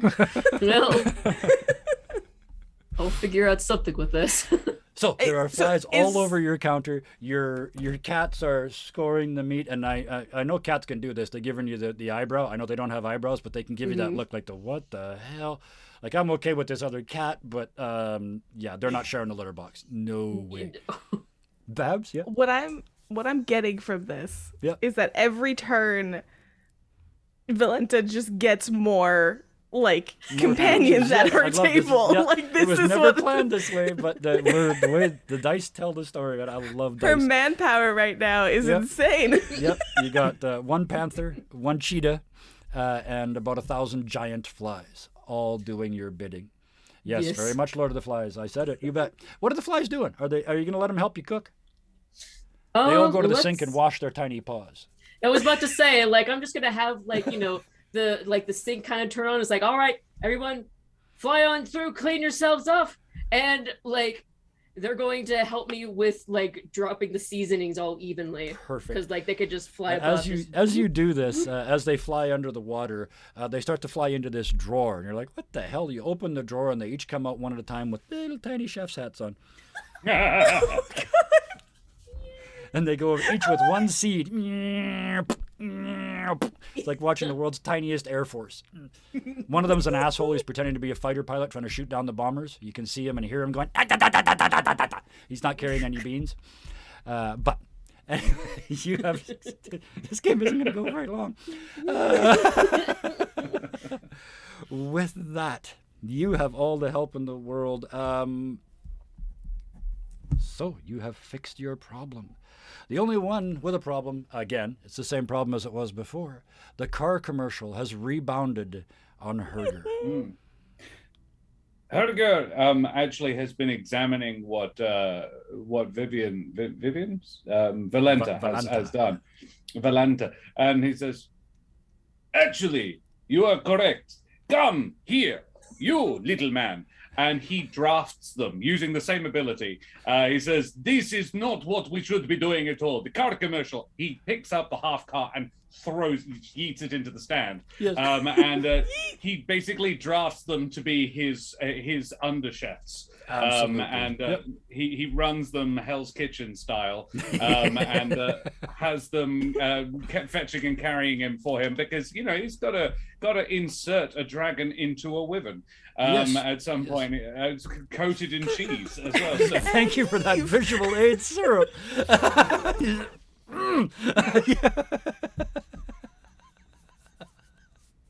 But it's like 24 guys who are not trained chefs. Not at all. No. Yeah. Do you have an ability or a skill you're using to do that, or just That's give me again. a I'm professing a reason to intervene in a matter. Absolutely, you are. Give me your roll. Again, you're going to succeed, but we'll see what happens here. That is an 8. An 8, a difficult choice. Well, this one's pretty obvious. You can have them continue to help you, but you look and they're awful. I mean, they're just really awful cooks. The sound guy is trying to put the furry thing over the mic to cover up one of the things he burned. The camera guy keeps filming it instead of cooking it.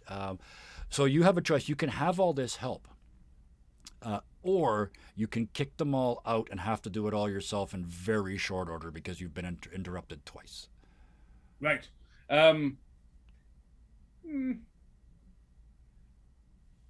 I take one look and say, no, I was right the first time. You are all awful. Get out of my kitchen. You chase them out. Yeah. You are fired. You are fired. You particularly with the cat thing are fired. And I use an ability. I use my ability splitting image. And as I berate them, I burn an action point and create illusionary duplicates of myself, which become my cooking staff instead of them. Perfect. Yeah, so in my head, 10 Gordon Ramsays scream 20 assistants out of the kitchen. You're a fucking idiot. You're a fucking idiot. Yeah, with that accent, yeah. Russian Gordon, 8-foot-tall Russian Gordon Ramsays chasing everybody out of the kitchen and then starting to do the work themselves. Thus, the four of you have completed the main course. You plate up and put them on the counter. The counter of preservation, by the way, so everything stays hot, cold, or whatever it was until the judges can finally eat it. It was a big problem with the original game. They claimed they cooked it all in an hour, but there's no way. Never mind. You slap that up there, and the throne person says, "We will briefly take another break and then return with a commercial break." So we will take a real break. We'll have about 10 minutes here and come back and finish the dessert and judging rounds. Just before we go, a big thank you to all the players here. You guys are going with this. Is exactly what I hoped for. Just bringing the crazy. We're the warm-up act for the big show tonight, so let's keep the energy coming. I'm loving this. Chat, yeah, some of you seem to be slightly confused about what's going on. Welcome to a Kevin show. But this is Roll for Damage. We are here to raise some money. Somebody donated some money. I see $10 in there. Who was the last person that donated? I know it was supposed to be 20, but we were waiting. So the last person that donated, let me know, chat, who it was, and they have just won themselves 3 months of Dungeon Fog PM It was me in anonymous. Twitch. Another one of us, was it? No, it was anonymous. Oh, anonymous. Oh, great. Thank you, anonymous. Send me a PM in chat. Nobody will know who you are but me. Don't love say that. anonymous. 25 people are Good going to try people. and pretend to be anonymous. No, I take that back. We'll You give want the this away thing, somehow. actually give us money and your name. And your name. I should have mentioned that. Oh, because you have to go register on the channel to do it anyway. So, Yeah. on the Discord. So, with that, let's have a quick break, and we will be back in about, let's call it 10 minutes. See you in a bit. Oh, there we go. Refreshed and rearmed and repaired in some cases. We are, in fact, back. Yes. 2 of our 3 courses have been completed, so we have only the dessert round and judging left to go. With that, another brief ad break appears for no good reason other than I made the thing, so I like to use it. Where is it? There it is. Bam. And you hear in the background, is your family annoying? Do you need money? Contact medicalexperiments.com now. And now, back to the show. And they cut back to you. And the man in charge is looking around you. He's no longer speaking. He's just raising eyebrows at you in the Shatner fashion. He has taken the Shatner thing so far, you can tell he's wearing a girdle. He swooshes at you. He swooshes back. He takes another identical tart, because there's 2. Pops that in his mouth, has a bite. Takes out a tiny feather and wipes his lips with it, therefore casting the spell and making everybody laugh for just a moment. And then we cut back down to the floor. The 4 of you, 2 dishes up, 1 to go. You're looking around. The plates all look pretty damn even at this point. There is detritus, remains, smells, dancing flies, a tiger and a panther having a chat and a smoke in the corner waiting for the next round to start. There is things occurring.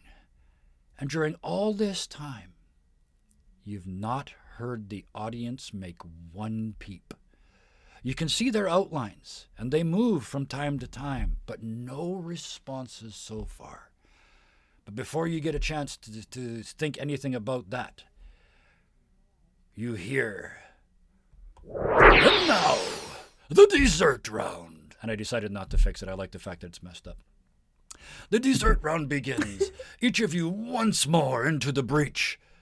Cheese, go. Because apparently none of you speak French. So go cook. Go cook. And you head back What is in. go cook? Allez cuisine. Which was what the original Iron... He was a famous character from a cartoon series. I remember. Go cook. It might as well have been a cartoon series. It was 540 definition. When your TV was a 52-inch box in the corner with a 27-inch picture tube on it. And you had to sit far away or you'd be irradiated. The dessert round starts. Waffles. No, sorry. Yeah, Oh, yeah, stacks. I'll do it. What waffles are you bringing to the table for dessert? Nice save. That's segued in a circle there. So Stacks is gonna go with a small stack this time. 2 waffles, sandwich you could say. Oh, yes. Not ice cream in the middle though. It is instead going to be this really fine gelato that is layered with cinnamon and cayenne, so it's spicy as well. And then he has promised a surprise right at the end. Wow. I want to. where's the Yeah, I'm coming cheese? over for dinner. Okay. Oh yeah, there I gotta didn't be even write cheese all too. of that Hold on. down. I got There- so distracted. cinnamon, cayenne, and what's the sweet cheese? Like Waffle brie? sandwich. Yeah. I Yeah, love brie it. would go well. Brie would go well in there. Yeah. Yep. Brie would Two work. cooks. Oh, I knew it.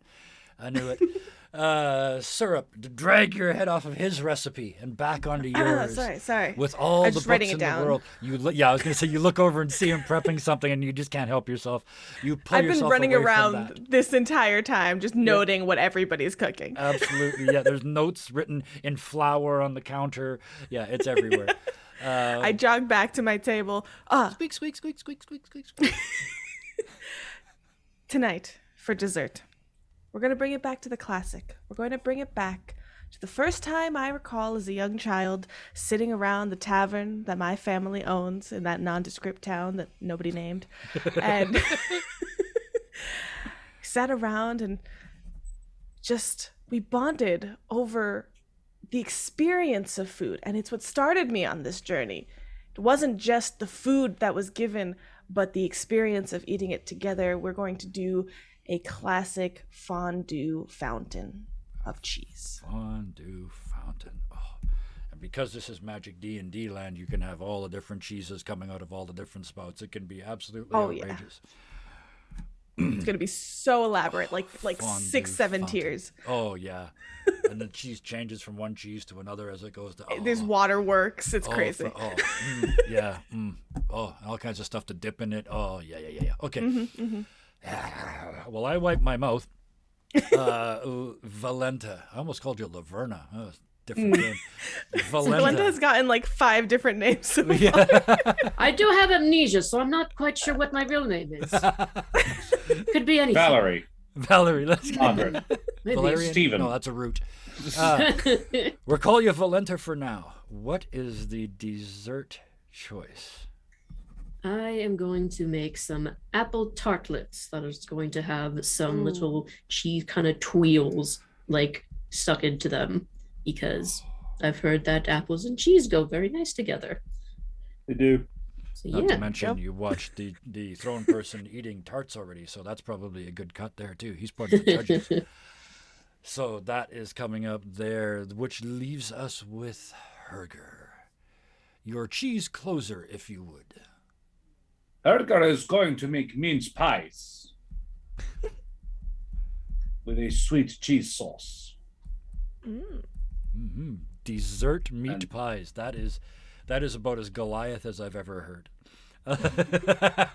You may have noticed his thing is meat. That's what he works with. Yes, he's a Goliath. Yeah, the triple stuff. Oh man.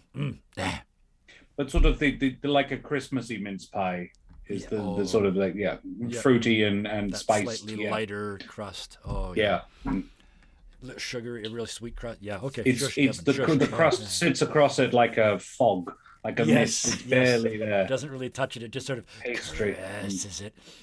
It's more the idea of a pastry than actual pastry. Yeah. You just have to think about it, really. The essence of pastry, if you will. I Better than wring the it out of essence my. I wring the essence of pastry out of my miracle sponge because I have one as well. Pastry essence everywhere. Oh. Oh no. Oh boy. Okay. Never mind. I'm getting important messages and then important messages that cancel the previous important message. So we're all good.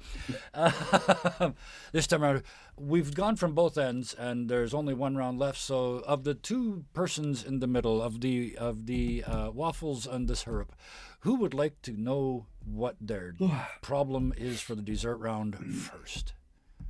Let's roll for it. Okay. Oh, okay. All right. High or low? High. We'll both roll and then highest wins, right? Yep. Okay. Now right. wins. Does that mean goes first? You have to check. That was very. Yes. It was as ambiguous as a quest description. 6. Oh no, you win. So you go first. All right, waffles. You start making this waffle sandwich. It is going to be magnificent. And then the table is not full. Where's my rollable table? I cannot have rolled 18 events. Oh, here we go. Gotcha. You start to prepare, and you hear in the distance, "Need food. Need food." And 7 dwarves march into your section of the kitchen, singing, "Need food, need food. We do not want to be rude. If we don't get some, we'll get nude. Need food, need food, need food, need food." And they start stripping.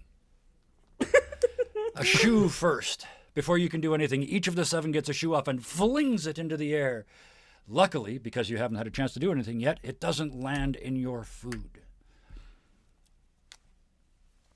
For the I need kids. to make a note. Where are you? For the You are kids. over here. You got the dwarves of no certain ancestry. 7 is a completely random number I generated. Next, because you it's rolled nearly for public domain anyway. I'm sure it is by now, yes. Babs. You look over and it's like, wow, 7 dwarves. That's interesting. You start to hear giggling. And then from in every cupboard around you, you hear, we're here to lick the cheese. We're here to lick the cheese. And all the doors open at once, and dozens of tiny goblins in loincloths leap out and scream in unison, we're here to lick the cheese. We're here to lick the cheese. One of them turns around and moons you. Flip. Just short nudists. It's almost. Full nudists. I don't want gnomes. No naked gnomes. I am going to play whack-a-gnome if this happens. I love that idea. Holding up his ladle. Excellent. So with that, Valenta, the menagerie grows. And I love dice. Nothing appears to happen. Who thought it would happen to the same Linda's like, person I've twice? been through this before. Frantically prepares another 4 AP of Have I got Yeah. 4 action points left? Have I got 4 action points left? Becomes Which Animal brings Kingdom. us to Herger.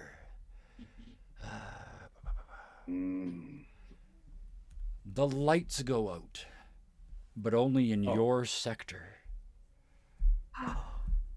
You're a Goliath. You don't have night vision. Oh, this is fine.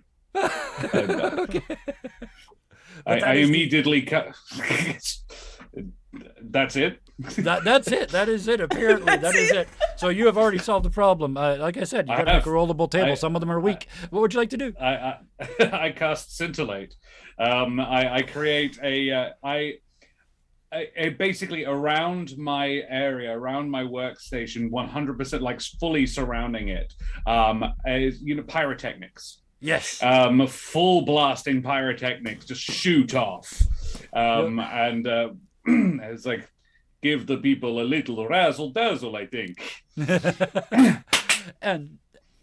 And what musical accompaniment goes with this? I know that might not be on the sheet as a part of this, the scintillate, but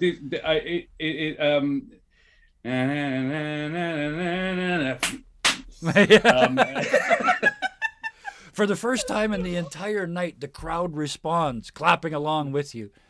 At the end of each session, oh man, this is good. We're gonna be talking for a long time after this. You absolutely. You keep cooking. For the purposes of this, we're going to make you cook for a couple more rounds, but you are now doing so essentially in a dance club. Oh, I know what I can do. Next round. That's your first success. I take back the triple success because I have a solution to this. So, yes, you're in a nightclub dancing away. You can see what you're doing at least. Stacks. What are you doing? You got 7 hungry nudist dwarves. I see syrup with her hand raised, so. Oh, okay, I'll syrup, pop yeah. it over there real quick. Absolutely. No, I'm sorry. This is just instant. How many gnomes? Goblins. Goblins. How many Dozens. goblins? Dozens. Yeah. Okay. How many do there need to be for what you had planned to work? No, it's fine. Because the answer Anything is will that work. many. At least too many. Cheese? Well, unfortunately, haven't had any yet on this table. But if you want the best cheese, I like every single one of them. Clearly, the show is over there. I point over to Herger. Sick of hamburger. The show is definitely over there. The best Give me- cheese in the house. Are you using an ability with that? No. Give me a roll. Excellent. Give me a roll. Let's see if you can talk these goblins into doing this. 17. 17. don't know what their hit points are, but they're not going to enjoy walking through that fire. No, they're not. In fact, what I was going yeah, thank you for giving me a reason. It is harmful. They walk over and start to get close. And the first one gets there and it's like, burns his nose, steps back, and like it's gone. There's just like the bone is sticking out. The rest of them go, ha, burny cheese. And they turn around and start trying to go back to your cheese again. So now you got one. You stopped them from attacking for 1 round, but they are still coming back to lick your cheese. You can't have 3 clean sweeps. I got to make this slightly harder as the night goes on. Valenta. Hi. So what are you cooking? What's going on right now? You're doing what's apple gonna thing, happen? right? What happens when I slap this cheese? You slap the cheese. Everybody looks at you. Both cats, all the flies. A couple of the flies are like, I'm not worshiping her anymore, and they leave. They're very confused by what's going on. The tart pan says, right idea, wrong thing, and turns into a house cat. Because they are all copycats. So the tray that you were about to make tarts in has turned into a house cat and starts to shed. I'm giving you something you can't just befriend and make it go away. It starts to shed all over the place. You can see the shedding approaching your food. No.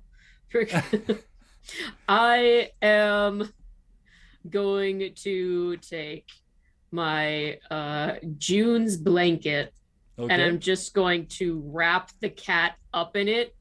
And it is a patchwork blanket that offers love and comfort. And I just want the cat to just kind of like be settled and not move anymore.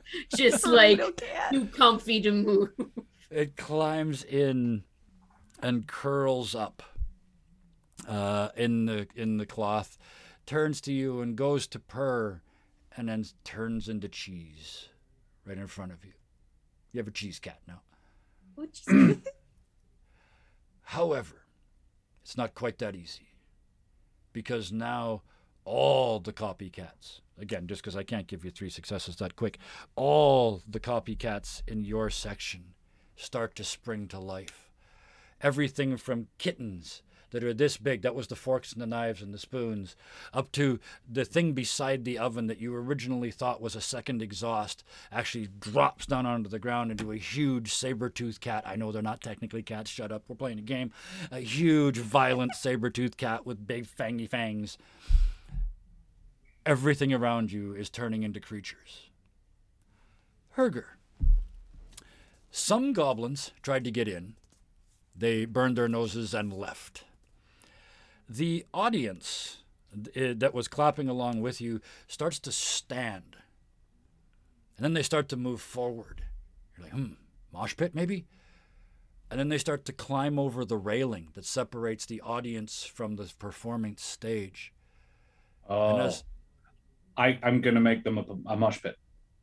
You make them a mosh pit. The first one steps over. Yeah. I am going to draw with my portal chalk. Yeah. I am going to draw a big circle on the floor outside of my workstation. I open the curtain of flames briefly with my hands, draw a big circle on the floor, and it basically is just 10 foot deep, big circle. And then I say, a mosh pit, mosh for me. Boom, boom. And the then music I continues. Close the flaming again. The first leg comes over the divider, and you see the pants are ripped, and it's missing a shoe, and the sock is missing, like it's missing half a sock, and a couple of toes, and there's some bones sticking out. And the other leg comes down, and it stops just below the knee in a shattered wrecked stump that doesn't bleed. The arms come over, fingers of skeletal types on both sides, and finally the skull comes out of the darkness and gnashes its teeth. One by one, they start to fall forward into the mosh pit. As they land in it, they stand up, some of them being crushed by the ones behind them, and they all start... But they're still coming. The audience pours in waves over the wall. It's not a very nice audience. That's a second success for you. Thank you. Stacks. All right. Stacks getting a little inspiration from Herger over there. Is gonna say, we're on to dessert. Let's get sweet. you know, why not? Let's add some heat. Naked dwarves, that's not quite fair. Excuse me, hold on. I need you to go over there. And he is going to draw a portal around them with his portal chalk Yep. Nice. and dump them into the mosh pit Oh, with all the skeletons. Seven. Now they weren't this naked before, but this is funnier if they got mostly naked first. So 7 dwarves in their boxers, because dwarves wear boxers. There's no way the dwarves wear briefs, right? Yeah, they're True. 6 of them do. One of them is weird. one of them's wearing a thong. Yeah, mankini. For Yeah, the kids. a mankini. Oh yes, I knew we'd get there. We had Lime to get some green. innuendo in here somewhere. It just wouldn't be a show without it. So the 7 dwarves drop into the mosh pit.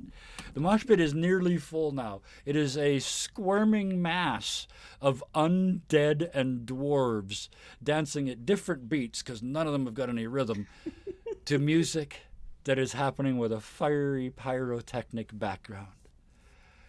It's getting to be some fun in here. You still need to cook, but at least you've only got dwarf clothing to deal with now. That is still a problem. We'll get back to you in a minute. Babs. Okay. Just seeing the chaos ensuing, seeing the sheer numbers of goblins, dwarves, zombies, things that are just Yep. amassing all around our stations. I look around to my fellow chefs. Chefs, we have to band together to get this challenge done. It's the only way that mosh pit is not going to last. Let's get into one station and make our desserts together. If I look over to Herger, who currently has like the most like curtained probably one. I mean, does he look like he's gonna accept me in? He's not certain as to the like. He's looking on like. What's your like? What's your problem? Do you have a problem? Yeah, Your I have goblins- a crap ton of goblins. Oh, yeah, Hergus, sort of like draw your own portal. Tell you what. Can you roll me? I hope you don't mind, Kevin. No, can you roll me I was about to do a similar roll me a thing. Please do. persuasion check? Heck yeah. 19. Hergo will say, but I have no issue. And I click my fingers, and fiery curtains form around the goblins, holding them back from you. Absolutely. Oh, wow. Gorgeous. Just to add to the fun, and I won't add any depth because of this, because this is me adding, not you adding. The fire herds the goblins together, and in a panic, they portal transport of their own free will and end up in the mosh pit. I will not add any depth to the mosh pit because of this, but just because I want the goblins in there with the dwarves and the undead. Yeah. Hergo says, I want to compete against chefs, not challenges. Agreed. My actions earlier were not in good spot. I just like look over to Eddie because I mean his actions were versus Eddie here. Yeah. And I did say that to Eddie. That was Okay. a nod to Eddie. Eddie turned it right back on me, and it actually backfired badly. So Hergo's like, that was my bad. Took my guess. Thank you very much for the raid. You kind of showed up at a confusing spot, but that's only because they've all been confusing spots tonight. What's confusing about a mosh pit of zombies, naked dwarves, Goblins and some dwarves. And goblins, yes. Oh, you forgot the goblins are almost naked too. The only thing with any clothes on they're at all is the mooning. undead, and who cares? They're undead. Bits of them are falling off. I'll leave it up to you to decide which bits. The only one with any real problem left, kind of nearly almost, is Valenta. You still have a bunch of cats Yeah, around you. But you're Valenta. I'm Valenta, So what do you The cat do? lady. lady. I don't have enough action points to get multiple cats, sadly. Yes, you do. I don't know who said that, but they did, and it's magic, so it worked. So yeah, you have as many as you need. Well, it's time to fucking ratatouille up this bitch. I knew it. And just like I'm just gonna spend those 4 action points, and then like she's just gonna do that very sharp whistle. Yep. To like get them all to stop. Mm-hmm. And it's just like, oh, line up, wash your paws. We're going to make some tarts tonight for everyone. And all the flies fly over to a bigger drawer than the one that they went into earlier, and all the flies together pull on the drawer. Eventually it opens up, and there are slightly larger goblin-sized chef's hats. Cat size. All different cat sizes of head. Everything. Everything in this room, including your original panther and Chester the cheetah and you, all have matching chef's hats. Yours has the executive band across the front of it, and yours is the only one that's real cloth and has your name stitched inside it. And you start to cook tarts. Is a Disney princess. Yeah. The Princess of the Rats. Yeah, they're going to make that movie soon. With that, Marvel's already done it. I'm looking at the time, but we'll have to fill some. With that, the 4 of you finish your desserts. We still have judging left to go. We're not real trouble yet, but you finish your desserts and place them up on the counters. The audience continues to pour into the mosh pit. Strangely, it stopped getting fuller. You realize because at the bottom there is now a very thin and very slowly increasing layer of crushed undead as they turn to dust. So now I might have a recipe for that. I was wondering, because I was also going to say the scintillating fire is doing wonders with this for the sound, for the lighting effects. So this is now a sparkling pit. It looks like somebody cast fairy fire on the mosh pit. It's just, but it's all kind of weird knowing that that's actually bone dust and the undead and nearly naked goblins. Every once in a while you see a goblin ass come up and you realize it's not an accident. It's just that one little goblin that just insists on showing cheek. The 7 dwarves keep coming up. We're still hungry. We're still naked. Just dancing and rolling in this pile. You look up at the podium, and standing there forgetting that he's on TV with his mouth hanging open and 0 of his Shatner skills showing. The thrown person. And 2 tiny tarts fly out of his mouth and fly away. And now the judging will commence. He sounds very confused as he sends. The They 3 love of them me. arrive. Where are they? There they are. The 3 of them arrive and set up a table with the big man himself.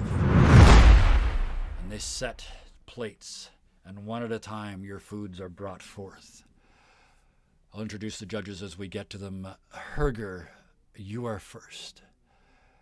First, your appetizer is taken up. And remind us again what it was? This is kraken tentacles in cheese, but I have added mouse tail.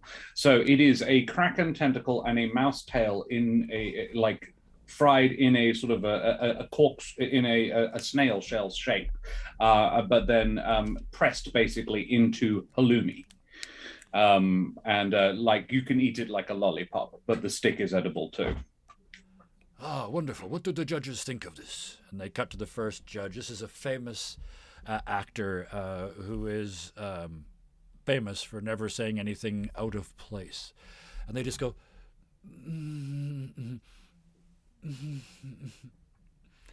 The second one is a large purplish dragonborn. You recognize this one. He is actually a food critic. And he sniffs. I'm not particularly fond of the odor. The presentation is rather childish. And chomp, chomp.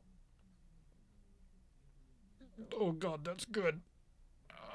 but the presentation was.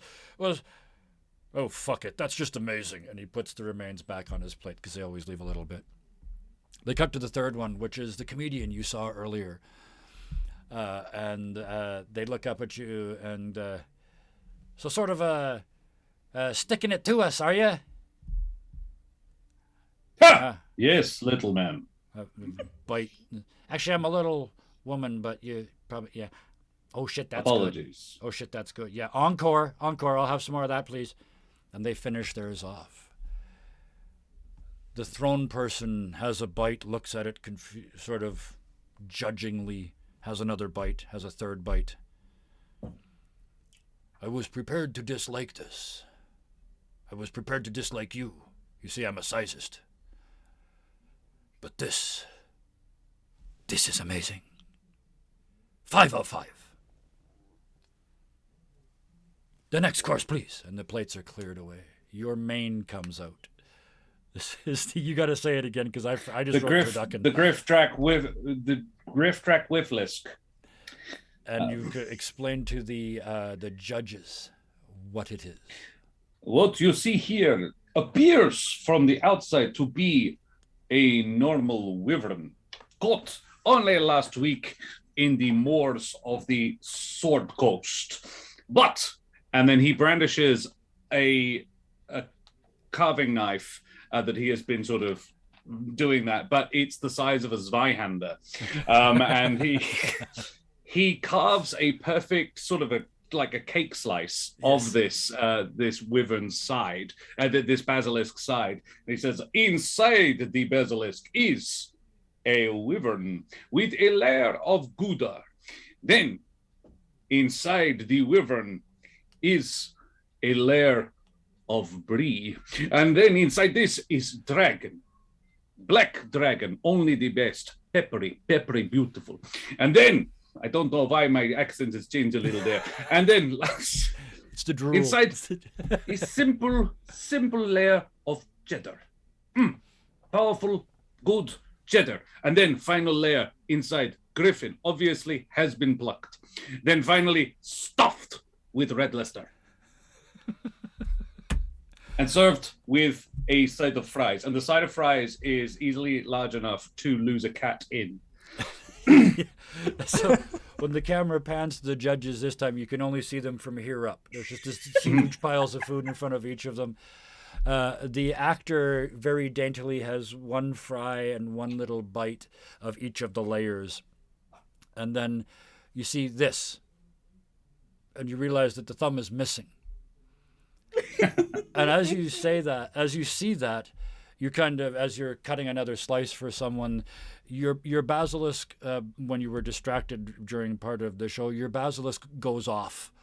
She realizes that this thumb is missing. She holds up the other thumb, and a little beam from the basilisk hits it, turns it to rock. She goes, and it turns to dust and falls away. She's a good sport, though. She goes.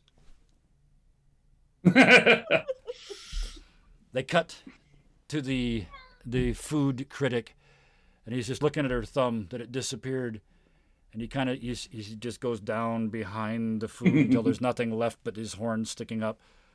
He has a tiny little bite. There's not even enough to taste it, and you hear, "It was wonderful. It is amazing. I am thinking, yes, wonderful. Yes, perfect. Please don't turn me to stone. It is like a phobia of mine. Stonophobia is a bad thing, right? Don't turn me to stone." I turned the plate away from him so the eyes would no longer look in his direction. The ass doesn't have that power either because I can. No, that. They cut to the comedian, and they've taken a chunk of it in their hand, and it's kind of layered, and they folded it, and they turn back to you, and their face is full of food, and they turn back to you. This is really good, or not? And then starts eating the. It's kind of weird because they're kind of eating the little head that they've made out of your food. The throne person, by the time you look at him, the plate is empty. He looks up at you. Oh, that was exceptional. Although we must remove 1 point for the incident. 4 of 5. And your dessert. I will take Quick, while everyone still has their appendages. This one significantly less lethal. I bring out the mince pies. These are, it looks like dry ice. The pastry is fluffy to the point of cloud-like and wafts around the meat itself, which is a combination of, it's actually, he has gone old school. It's beef. It has been mixed in with herbs and spices, secret home recipe, not sharing. Secret home recipe, not sharing, cannot. Mother would literally Babs kill is me. right Mother here. would I beg your pardon. actually literally kill me. I watched you make it. I used to have 3 brothers.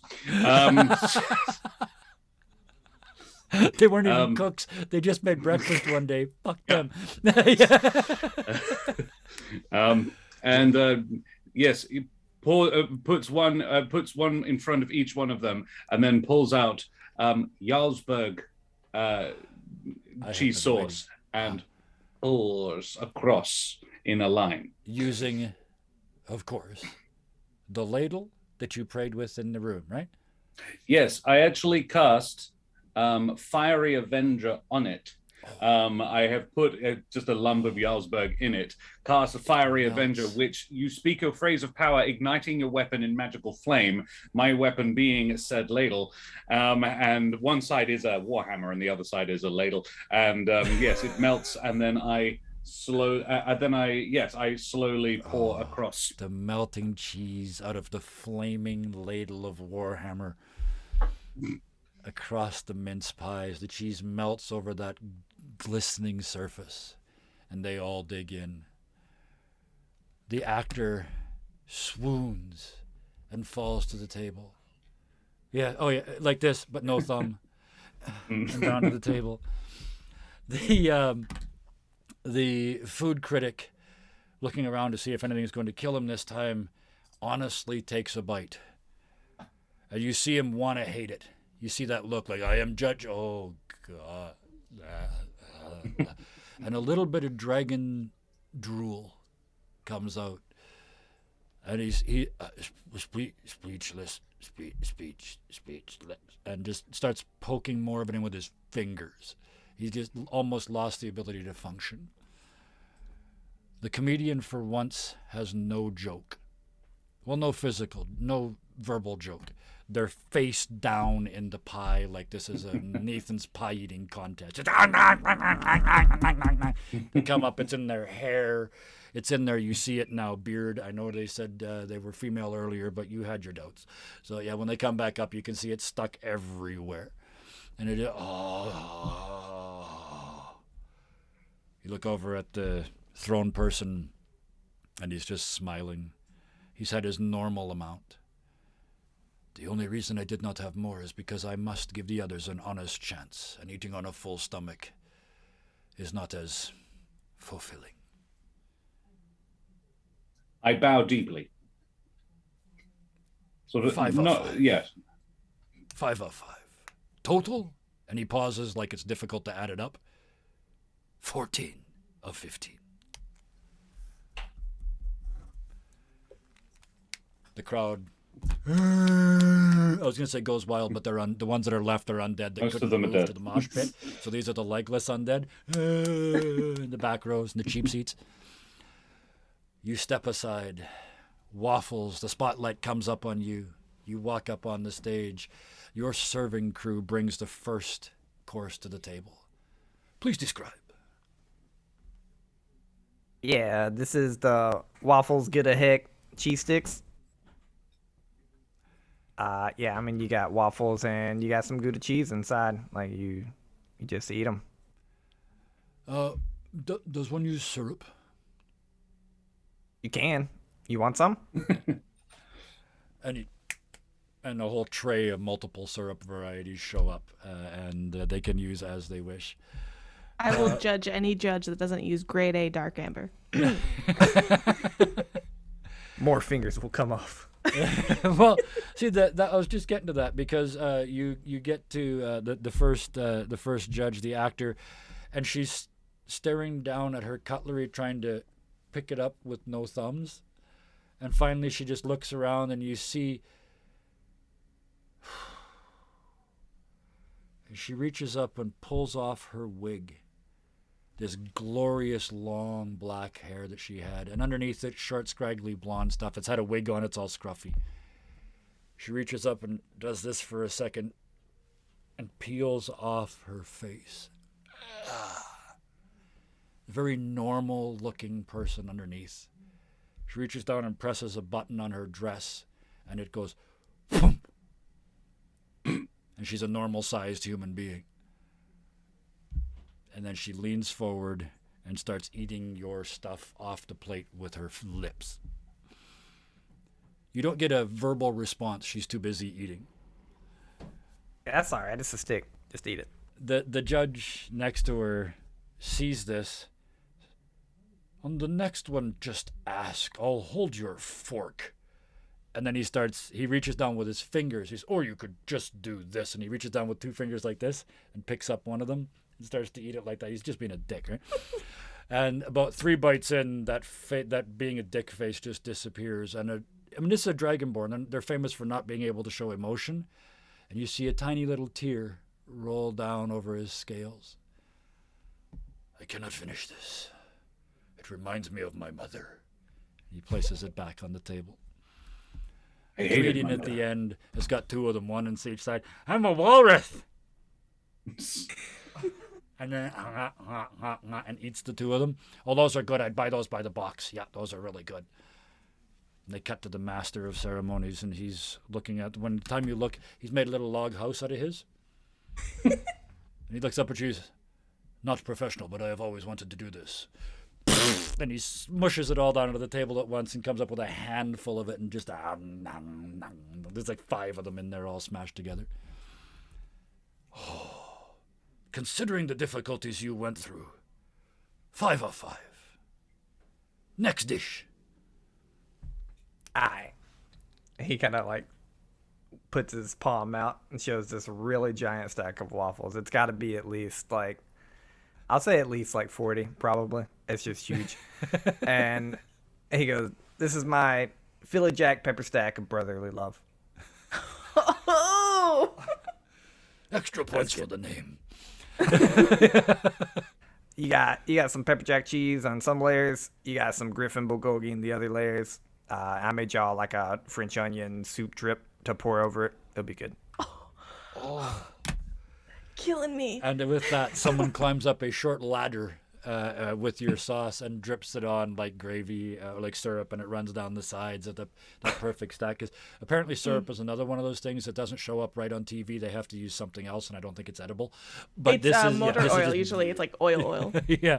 Either way, this is running down the sides, and your professional servers are cutting slices for them. They're handing them around. By this time, the actor is just wobbling. You can see the one eye starting to go in each direction. This is the most joy they have allowed themselves to experience in years. They're finally starting to be themselves. They burp a little bit. Oh, next. And they just dive in. They're lost. They're no longer even speaking. The food critic has a bite, has another bite, has a third bite. Oh, I got the griffin. I got the griffin. I got the griffin. And he's chewing and just loving every second of it. The comedian at the end, you look down, because I don't like them. They're choking on your dessert. Onto the plate. Kevin's They like, start- I'm done making jokes. Bad jokes. I don't mind making jokes. Making bad jokes, I've had enough. Face down on the plate. You've actually killed one of the judges. I'm like, Perfect. It's because somebody. It's not a D&D campaign unless somebody dies. So, with that, they cut to the throne person. And he just looks to the end and he looks at you. He says, "Happens all the time." And he claps his hands, and 3 interns run out and grab the body and drag it away and replace it with a mannequin that looks just like the comedian. I told you, it happens all the time. Oh my god. Yeah, Herger, I saw a finger. Helga saw that and was like, oh, your pardon, goes over and with the remaining cheese in his ladle draws a sigil on the body's chest. Yep. A magic sigil that affects the nearby creature in various ways and causes it to start breathing again. Absolutely. Yeah. Can't get rid of the comedian. They come back up. I like Can't this replace one. me with a replacement. And they throw the replacement with the chair and back up in the chair. Apologies for the cheese. Thank you. That's I'm not gonna say it. I've learned my lesson. I was gonna make a thank you. And they just start licking the cheese and not making jokes about. They're not making cheesy jokes about anything, as it turns out. And they return to their seat. The thrown person looks at Herger. For you, for this, 1 extra point. 15 of 15. Oh. For you, Stacks. What is next? The dessert. And he brings out this freeze-dried sandwich that's like kind of like since it is like freeze-dried, it's beginning to smoke in the air. Yeah. And it has this very thin like what's the word for the cheese? Block, not block of brie. Like bries are like round. So like I guess very thin round of brie. Yeah. And Stacks rubs his hands together and lights the brie on fire to cause like the inside to come melting out over it. This is right. And it melts out, and he's like, "This here, it's my spicy breezy sandwich." And there's a grin on all the faces that they can't hide because there is. I mean, let's be fair. This is a grilled cheese sandwich. You've just laid in front of them an absolutely gourmet grilled cheese sandwich, right? And they just dig in all this expensive cutlery and they start laughing and joking amongst themselves. They've completely forgotten this is a TV show. You have managed to recreate that sort of happy family breakfast moment because waffles are magic. And at the end of it, the thrown person looks up and says, oh, beyond words, 15 of 15. Next. What? Babs. Helga offers a fist to pound. Yeah, the two of you are in the back. And just, it doesn't leave you hanging? Excellent, thank you. It's weird because in Zoom... For me on Zoom, we're right next to each other. Yeah. Yeah. I'm next to him on mine, so that works. I'm between you on mine, so it goes... Babs, you have seen more recipes tonight that you don't know. But I will find out. Dare I say, unbelievable. Oh, you got just bugger off. It's pretty Gouda. It's such a cheesy game. There's the reason I haven't looked over there in a while. Oh, wow. Thank you. I'm stealing all of those for the comedian. Babs, you have to put that out of your mind because it is time to serve. You walk up to the counter. Wait. You look down. There is stuff on your brand new Crocs. You might not want to think about what some of that stuff is. Luckily, they're Crocs. You can hose them off, right? Nobody cares. That's why I have Crocs in a kitchen. Put them in the sink. Absolutely. Make the dishwasher deal with it. With that, your food is taken to the head table. And the thrown person says, as a starter. I would like to introduce, and I give them the full story of what I've already told you of the monastery and I name people and I really regale them with the history and the importance of where this recipe came from. Part of why it's so important to maintain these recipes. I shoot a look over at Herger. But these are the perfectly crispy golden brown risotto balls with I forget what cheese, but a cheese. I wrote it down here. If I can read my own writing, which I probably can't. Nope. Risotto balls is all I wrote down. So, yeah. Perfect. which sounds like a medical condition. But Here are my risotto balls. you got to get those treated. I think there's I was going to say sauce, but with that, you explain this. By the time you have explained the story, they're long done. Like this cutlery's crossed on the plates. It's been so long, their stomachs are rumbling. Like they've already had 2 full meals and you're happy, but the story took so long to tell. They're hungry again. They've It's one of changed 3. studio audiences because the shift ended. The Actors Guild made them leave after 8 hours. You come back in finally at the end of it. The judges wake up. Yeah. Oh. The actor is. Oh, that is monastery. You say. I remember that part, and they're kind of blinking. They cut to the critic, and he's like, yeah. I knew part of that.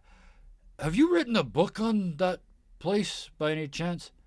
Oh yes, absolutely. It's and I go and I pick the right book out. It's right This one. there. And they cut to the comedian, and they're just looking there, wobbling back and forth. I don't remember what it tastes like. It was so long ago, they don't remember. The thrown person reaches down with his finger and takes one little crumb that was left. I remember now. I've seen you in action before. I knew to wait. 5 of 5. Main course, please. And if you could... Well, the story is the most important part. Perhaps let's start with the story and then you can eat so you remember what it tastes like. So this one And eventually, about a while in, the thrown person just goes, and they start bringing in the food because they're getting hungry. Yeah. I've made a campfire. Yeah. Don't ask me how, but I've made a campfire and I'm Cats are just both like belly up listening in and the just heat, like yeah. yeah roasting mhm. marshmallows. It's Helger just is putting his story feet time. up by it, sitting Yeah. there smoking. All the rats have got tiny toothpicks with marshmallows Max on is them. roasting a waffle. The second plate. What was the second plate again? I listened to the this story for so long is- I forgot. This is the mac and cheese, right? This is the mac and cheese amalgamation. This is everything good in your refrigerator in one smorgasbord. The actor openly weeping now. It's like my childhood.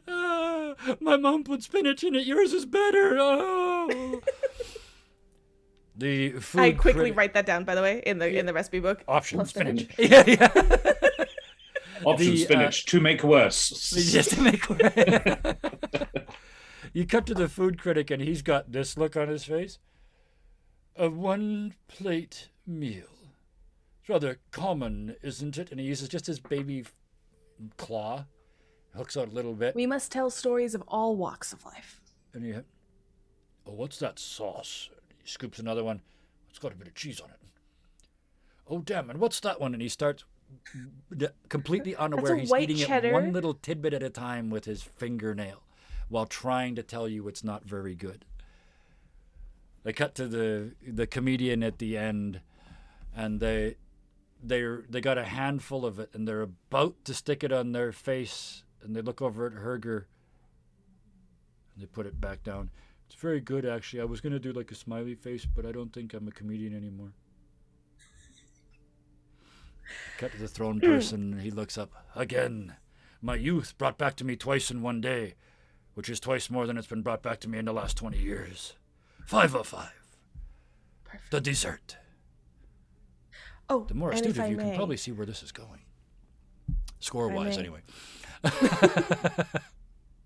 this might make it easier for the next one, and I will reach over to, I think it was the actor, Yes. and I will mend their thumbs, both of them, returning.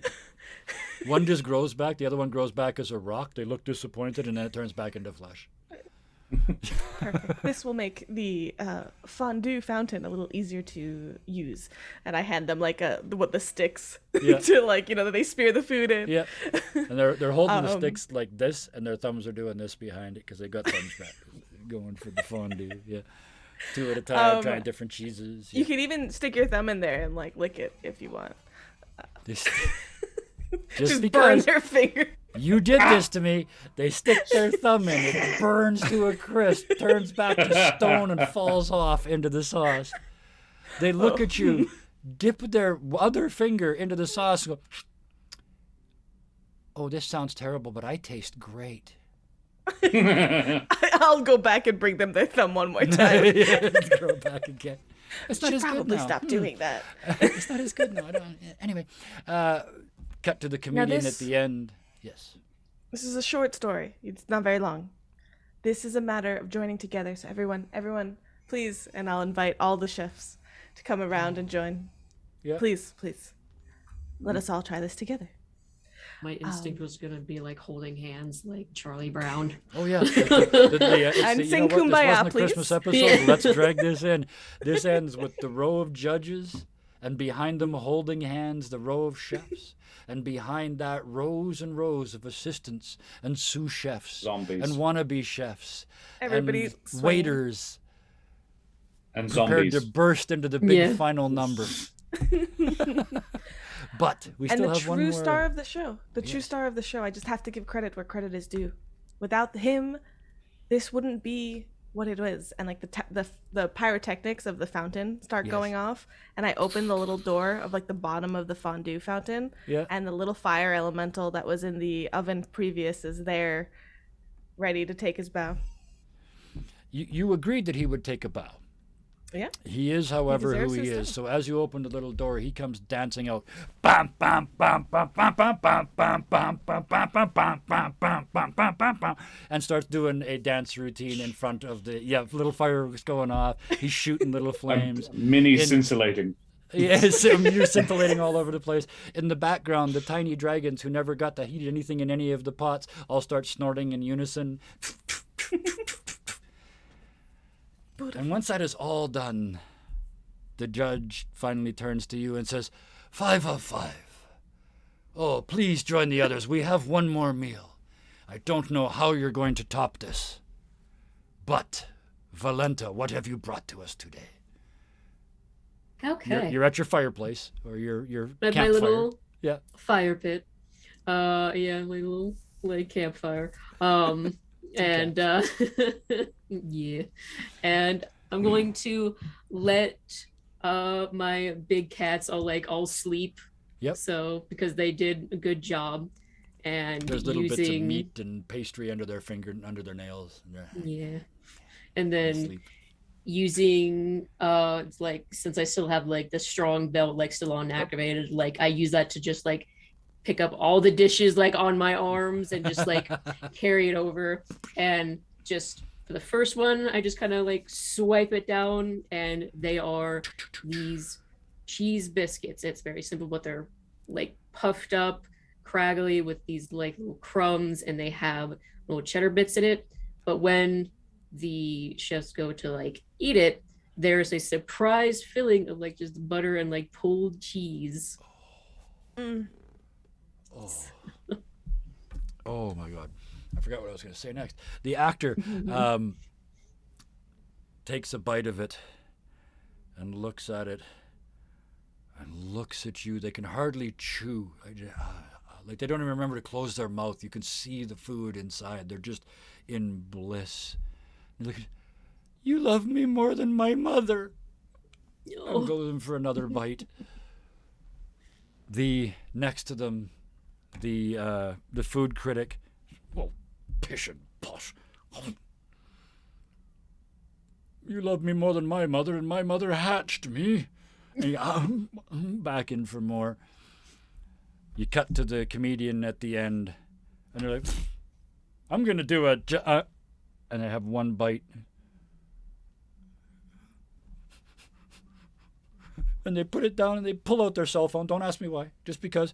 And they start, Dear Mom, I love you so much and I miss you, and I'll be home for Christmas this year, I promise. Yay. They take the remains of that your appetizer away. They use a squeegee to take the tears off the table to prepare for the main course. And what rolls in? I can no longer read my own notes. Yep. Oh, the steak. steak and potato. Oh, and the potato and cheese. Oh, yeah. Yeah. So next is just this, like, she doesn't do like any big show for this one. It's just like presented simply. She's gonna let this just speak for itself, and it's just handed out, and it's just this nice like steak cut the way that it should be. I don't know if this is supposed to be against the grain or with the grain. Whatever is good for that steak cut that she's serving it with. It has that nice sauce over it, and then It's tenderized and it's all very tenderized. Yeah. There's no cat hair in any of it, which is amazing considering no rat hair, no cat hair, no nothing. Done. No flies. No flies. Yeah. And the like bowls of soup next to it that are all just very warm and cozy. Fill them up. And as you do that, the flies fly back and join the rapidly growing chorus behind you. And they start eating this food. And it's, I'm in my head, I'm seeing like big plates, like big white basic plates, a great big steak knife and a heavy fork. And this is home food. So you came to this gourmet event, and after all these gourmet foods, this is tucking it in time. And it's quiet for a while. And you look over at the producer of the show, and he's just, I guess it's a 2-hour special. Back to you. They're eating and eating and eating. And there's no comment from any of them. It's just happy smiles. Yeah. And when they finish, they lean back, and all of them, even the actor who so briefly ago cared so much about what people thought, does the 2 hands on the belly thing. You don't know which one of them did it, but one of them farts. Dessert. Before I sleep. Now, you won't want to sleep for this one because I have shown you comfort. I have shown you home. I've shown you love. And now we're going to end with a show and a bit of a bang. And I snap my fingers, and as I've already kind of like planned with all the flies from before as everyone else is going, they swarm up to the lights above to like dim it out so that it's all blacked out like on the table. And then like suddenly the flies will move away. Valenta isn't there anymore. There's spotlights down on their dishes, and it's just these tarts that have like these dragonfly wings of like twills of cheese that are like sticking up from it. And then there's another spotlight where Valenta is like way across from her, and she has her bow and arrow, and I use my last action point to do a far shot, and to where she precisely just hits all of the twills of cheese, so then it just crumbles and coats over the tartlets. Oh, what a scene. Oh, and I knew I invited all the most creative people. Amazing. Absolutely stunning. The arrow shatters the cheese on the way by, just poof, poof, poof. The cheese, like tiny little clouds, settles down on the final dessert. The arrow itself goes to the end and hits a button which opens the door to the mosh pit and allows the undead and the goblins and the dwarves to finally go home. They've been in there for hours while things got explained. They're exhausted. My fault. Had a nice nap. The dwarves and the goblins are bruised and battered. The undead are missing parts and pieces everywhere. But you notice on the way out, they are all fist bumping each other as they head out into the darkness beyond. Some of them have to wrist bump because they don't have fists anymore. The group behind you breaks into song. Some non-copyrighted Christmas song, I presume, in perfect harmony. The scintillating lights, the burning remains of the things that attempted to challenge you, the 4 greatest chefs in the world, all falls by the wayside. The audience doesn't matter anymore. The game doesn't matter anymore. It's Christmas, damn it. And you all did what I hope is the reason why you became chefs in the first place. You shared warmth and joy and love. The fact that you got paid for it and got famous on TV, we will overlook for the moment. You shared joy and warmth and love. And that is where we're going to drop the curtain on this. And I'm going to say that I thank the players now for sharing that same warmth and joy and love, not just with me for the last couple 3.5 hours here, but with everybody that showed up this weekend. We just hit a nice round number, $2,600 we just got to. So we are already there, which leaves the final show tonight, $400 to get us to the big bang end. We did get a $20 Oh, yeah. donation as well. Wonderful. We did get it. Bryson. Bison did it? Okay. In that case, I know where to send the 3-month dungeon. Foggy's a member of my Discord. So, so yeah, Easy. that means, buddy, you get to make the maps for the next adventure. That's how that works. So, We have a raid. we do. We just King got ready. Easy Oh, to yeah. third. Quick succession. Wow, everybody just showed up. Well, that's perfect because you would have showed up right at the end of a very confusing episode and it wouldn't have made any sense. So now instead, you showed up at the start of some explanations, first of all, of who these amazing people are and what they do when they're not here. We've had it up kind of on the roller over the course of the evening, but let's do this again. Let's do it the same way we did it on the way in. He was Santa before, and you're right, Santa went away with the beard. It was really strange. It was a very magical moment. You took the Santa Still out able of to see Christmas, it. which is absolutely magnificent. Tell us who you are now that you've got your real face hanging out. Guys, I am Josh the Pirate. I am a D&D streamer from Perth, Western Australia. I am a fairly regular appearer on Roll for Damage. I run the Monday night stream more often than not. I DM regularly in the Humblewood by the Hit Point Press. If you like my face and voice, you can check me out on my own Twitch channel, twitch.tv/Corsairs Cove, where I am a pirate, so we had to find a word that worked. I do more Humblewood over there. We also have an Avatar Legends game. We are starting in second. We're building towards it. We've only been going for a few months. We're adding more and more content all the time. I will be doing a full Christmas one-shot as Santa on Wednesday, the 15th of December rather. Not this Wednesday, but next. Santa will be running a one-shot as Santa with a bunch of my friends coming to play. That'll be fun. I reckon I can pull it off. And I will also be doing the 2-shot here on Roll for Damage on Monday nights for the next couple. I am also going to be playing on Phoenixy Wacky. I've forgotten to mention this before. I'm going to be playing a Deadlands game on Phoenixy Wacky, which is really exciting. I've never played in that system before, but it's a lot of fun. really already enjoying the character creation system of it and the historical element to it. That's really exciting for me. I'm also a member of the 5e D&D podcast Debbie Dragons, where I played the infamous and deadly pirate Skern Felspar and his little dragon Rosh. You can also check me out at French World in Paparotica. I do altogether too many things. I'm very tired.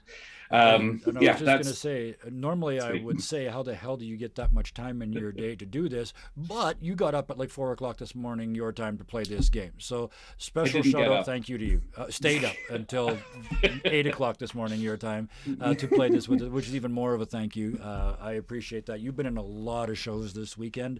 You ran one and we're in a couple. I did 2 back-to-back last night and then had 4 hours off. I did 2 back-to-back last night by accident. I thought I had one or Friday night. I thought I had one Friday and one Saturday. They were both Fridays. So, oops. But yeah, it was fun. It's a good moment. And when you do something stupid in front of people, always share with everybody so that they can all see that you did it. Thank you very much, Josh. I had a blast tonight. Herger, I kept waiting for him to rage, but Herger, the Goliath chef, he's actually a really kind very man. Charming. Yeah, very, very charming. Yeah. Teach me not to by now, of all the things, D&D should have taught me not to judge a book by its cover. Thank you for your courage tonight. I had a blast. Oh, Waffles, where are you doing it? Where are you doing it? What are you doing it? My words are done. I'm finished. One of them. We know what you mean. I'm Waffles from Waffles Maple Syrup. Basically, type in Waffles Maple Syrup anywhere. We run 2 shows, podcast, YouTube, Twitch, literally anywhere you can find us. We're trying to get back into our old swing of making dice too. So keep your eyes out for some of that. It's super fun and we love it. and we'll be at PAX, so that'll be fun too. Nice. I realized I should have done it the other way around this time to give Syrup the chance to spew all the stuff this time, because we had No, that's Waffles okay. at I'll the spew it start. So anyways. what's left? Yeah, Thank you. spew more. Thank you for continuing the tone of the evening's entertainment. Yes. Please, if you would, spew on Twitch for us. Yes. I This am became Syrup. a very different I am. kind of stream. It went. It started one way. took a It's all turn. good. It's been 42 hours. It's been amazing. So yes, I'm Syrup. I'm the other half of Waffles Maple Syrup. I think we make some awesome stuff and we try real hard. So hopefully you enjoy some of what we do. If you do, we welcome you into the community. We have some really awesome kind hearts, honestly, in this community, and we love to showcase that. On a different note, I know we're raising money for charity tonight. That's something that Waffles and I absolutely love to do. We work closely with Jasper's Game Day as well to give just another charity shout out. And what we do at Waffles Maple Syrup, we try to bring light to mental health and reduce the stigma on mental health through collaborative storytelling and awesome fun stuff.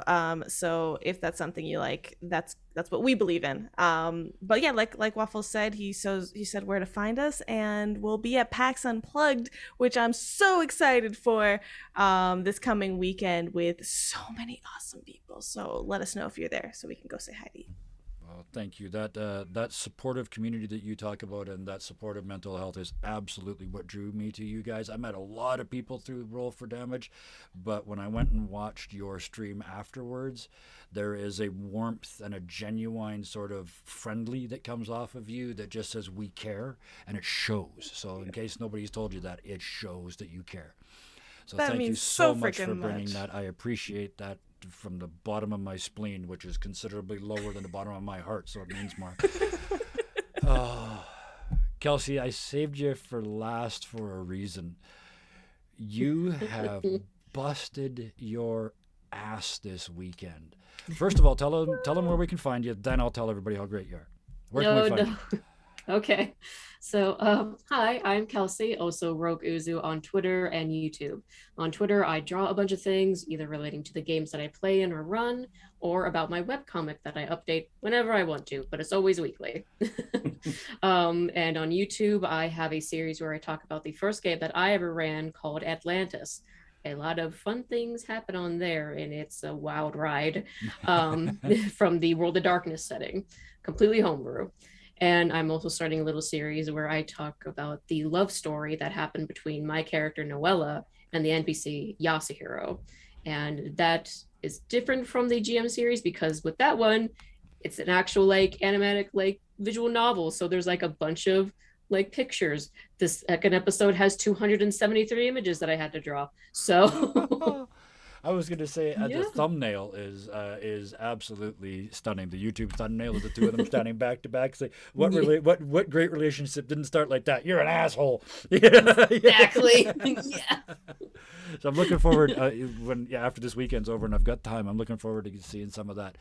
But you were with me on the very first game this weekend, Friday night, Scales Above. Yep. And horrible things happened in that game. Some really nice stuff happened, but it ended on a serious crusher. And you still pulled through this weekend. You showed up again and again. You were in back-to-back games. 6 games, was it? I think It was 6 games, including this one. It was 6 games. So you were scheduled for half. You were scheduled for 24 of the 48 hours of this event. And I can't, there's no way I could have done it. I'd have passed out. So thank you so much for that. And every character I saw you play was different, and your GMing style is amazing. I watched it last night. I had a blast. Thank you. No, it's a great GM, but he's evil. That wasn't me. That was chat. But thank you specifically, Kelsey, but in general, all of you for joining me here tonight. I had a really good time. I hope you did too. This is not like most D&D, and I hope you appreciated what we did tonight. The chaos tonight was amazingly fun, and equally, I know we all just had a chance to give her a shout out, but Kevin, like, thank you so much thank you. for tonight. I hope everybody gives Kevin all the credit in chat, please. It was Well, I so guess much fun. I always, I get in shit for this all the time. I don't mention myself. I am Kevin. Dirty Please 20 do. Gaming is where we stream. Most times it's Friday, Saturday, and Sunday, but we've been over here having too much fun to do over there. We're supposed to do a game tonight, but one of the players that's in it is in the closing game here later tonight. So we're going to go to a watch party instead. But yes, Dirty 20 Gaming on Twitch, YouTube, and Facebook, because some of my friends are old. I'm at that age on Facebook where all the people that are my age are in there. They have a picture. They're either holding their grandchildren or a fish. I was in one that they've caught. Yes, yeah, that's what I meant. Yeah, sorry, Oh, the fish should have been like in a that, not bowl. like this is I was this is my imagining second it. Like child. a like a beta goldfish. fish. Yeah. I'm I not won allowed it to at a have fair. children. Yeah, but no, The little sorry. bag. The next time I do that joke, it will be their children or a fish. Thank you. It's much better. Or their fish and their children. That's an even better story. There are a couple other thank yous I want to do. I did them at the start, but I'm going to do them again too because I think they're probably listening now instead of sleeping. I want to thank everybody that put the effort into not just all the players. I think there was over 40 players this weekend, and all the GMs that put in their time, but the people behind the scenes and not so behind the scenes too. Nova running games, running tech for games, not sleeping for the last 2 days, and he was exhausted before this even started. So, extra kudo bonus for them there. Hello, nice to see you here, and it's nice to see that hopefully you took this time to get a bit of a nap in. But thank you guys for putting this together. $2,600 and counting. We started at $1,000 yesterday. That's what we were hoping for. And we blew the doors off that, and I think it was less than 10 hours. We hit 2,000, and then somebody heard about somebody's bet, and then we hit 2,500, and somebody had to dress as Santa, and life is grand. We've added another $100 since then, almost $100 during this show. So thank you so much for that. We have another big show coming up tonight. Our finisher, our closer for the weekend. A whole bunch of great people. I'm not going to try and remember them right at the moment, but stay tuned for that. That's going to start in a little over half an hour. But there's still 2 thank yous left, because I always do the crew plus 2 more. I want to thank everybody in chat, because you showed up, you hung out, you chatted, you got involved, you had fun, you made jokes, you were in on it. Some of these names I have seen on here every single time I've checked in over the 48 hours. I think some of them are getting as less sleep as you guys are. Thank you. Amazing. It was amazing and exciting. You all are just wonderful. I'll pass that on to you guys from chat. Right back at you, chat. Small It town takes creepy. energy to do this, and I don't know if you know any performers, but a lot of us feed off of audience. So seeing that Yes. scrolling by over there is just fuel to the fire. It just makes us do what we do even harder. So thank you so much for that. And one more thank you to all the distant future people on YouTube who watch this at some point down the road when it's no longer just about Christmas and all that stuff at the end doesn't make any sense. Thank you for watching as well. And if you watched all the way to this part of the show, please hit the like and subscribe buttons, because you obviously did. Hit that notification button too, because Roll for Damage puts stuff out on a regular basis, unlike me at my community where we don't put anything out on a regular basis, just whenever I remember. But it's usually really solid over here at Roll for Damage. So with that, quick round. Can I put out one yes. more thank you? Oh, yeah, we're not done yet, because we need to thank Serum. Serum, that's the one I forgot. Sorry, when I was going around with Nova. Yes, please do. You know him better than I do. Give him a thank.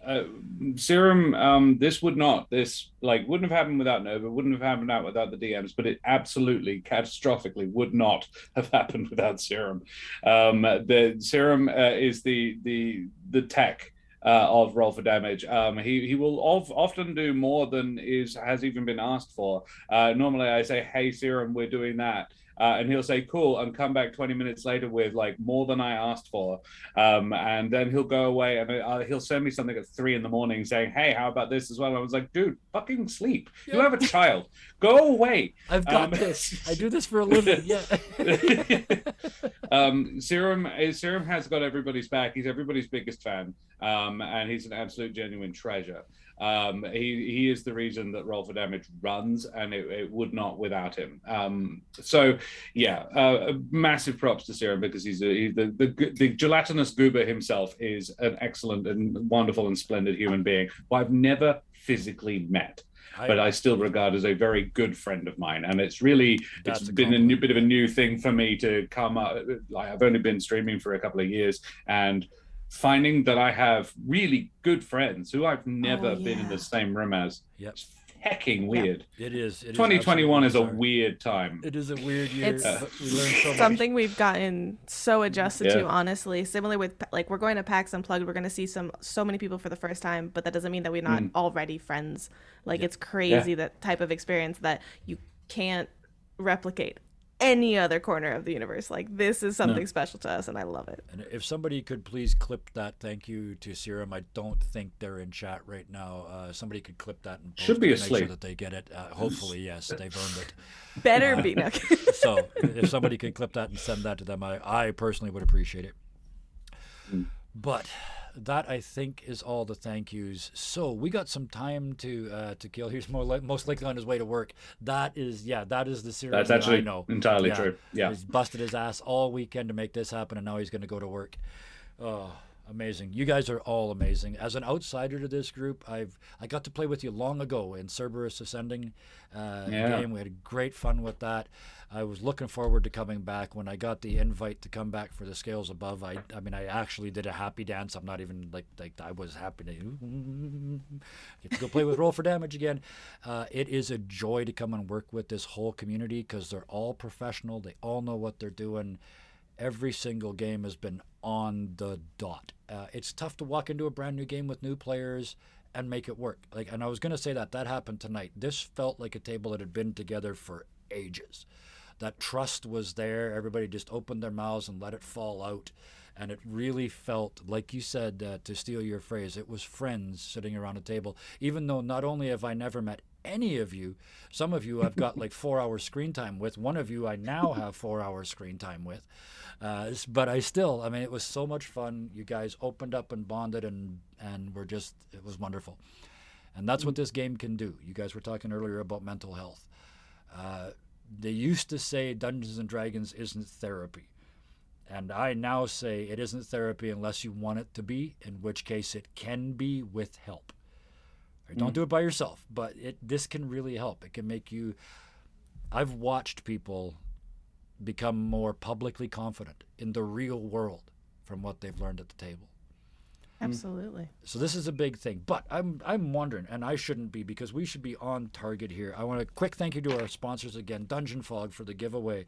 I'm going to get that to Bison. Wooten Forge for not only their sponsorship and the stuff that they're going to be giving away after this is over, but just for their product. My wish list is through the roof. Absolutely amazing. WootenForge.com. And as I understand it, it's repurposed wood as well. It's not first cut wood, so it is environmentally friendly as well as being stunning. Awesome. Hero Forge for all of the minis we used tonight, all those pop-ins and pop-outs, all the stuff that was on the roller, the character art, the tokens at the bottom, all done using Hero Forge. Love them to bits. Could not put on the stream that I put on a weekly basis without them, because I don't have artistically talented people like you have here. Well, I do, but I cannot ask them to do art for 3 shows a week, right?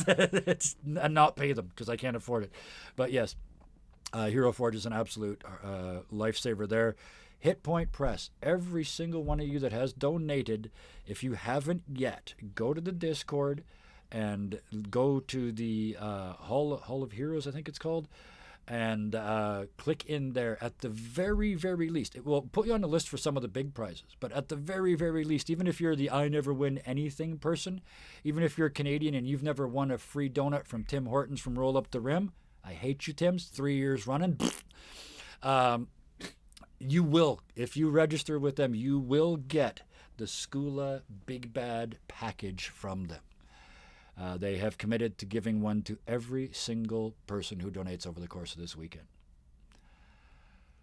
With that, because I've got 2 here that have been here all weekend and then 2 more that sort of here, I would like to do what was your favorite moment, but I'm going to make it really difficult, because I want your favorite moment from the whole weekend. Games you were God. in, games you watched, games you heard about. Josh. And then we'll let you go to bed fairly soon here. Speaking of the people that have been up all weekend. I've actually got to call Fringe. I've got to be a producer. Never mind. Favorite moment from the whole gosh darn weekend. Kevin, I'm gonna ask that I don't, because I have far too many, and I don't want. I've played with four Absolutely, groups, Okay, and I don't will want to rephrase single the one question. out. I absolutely. I will erase that question. We'll retcon the question. Tell me at least one thing you enjoyed over the course of this weekend. That makes it Very well. non-judgmental. That's At least much, one thing you much enjoyed. easier. There's no Yeah. there's no Thank 1, 2, you. 3 now. Yeah.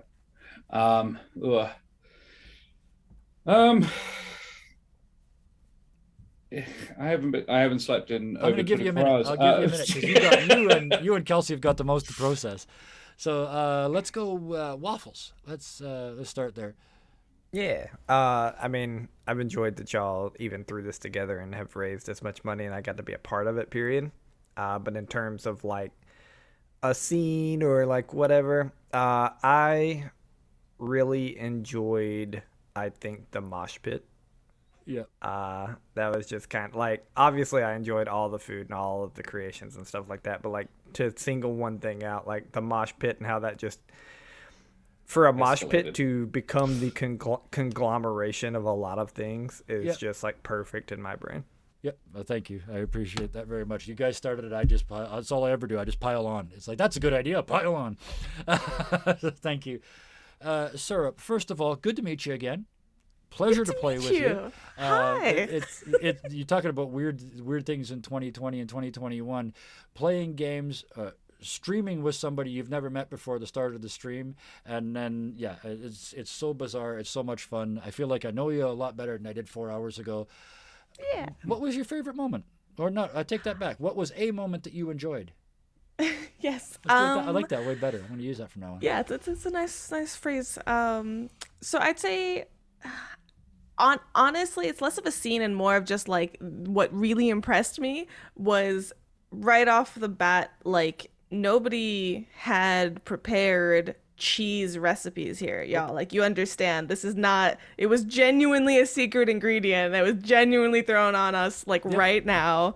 And everybody thought of something different, thought of something freaking creative, and the descriptions make my foodie heart so happy. I'm gonna go be looking up some recipes right now, and that's gonna happen this week. It was wonderful. Thank you. I appreciate that a lot. That was great. You are absolutely everybody here and everybody at Roll for Damage is officially invited to come over and play with us at 3020 Gaming. We might not get the audiences you guys get, but we have a hell of a lot of fun. And you guys would all fit in perfectly. So thank you all for that. I left you for last again, Kelsey. You've had the most to think about this weekend. You've had the most games to be in. Out of 24 hours of live gaming, Yeah. any moment that you still remember, I guess, is probably a good place to start. I mean, I kind of want to give a moment for every game, almost every like Please do. like event that I was in. We Like, got 24 minutes. yeah, Take we all the could time add you some want. time.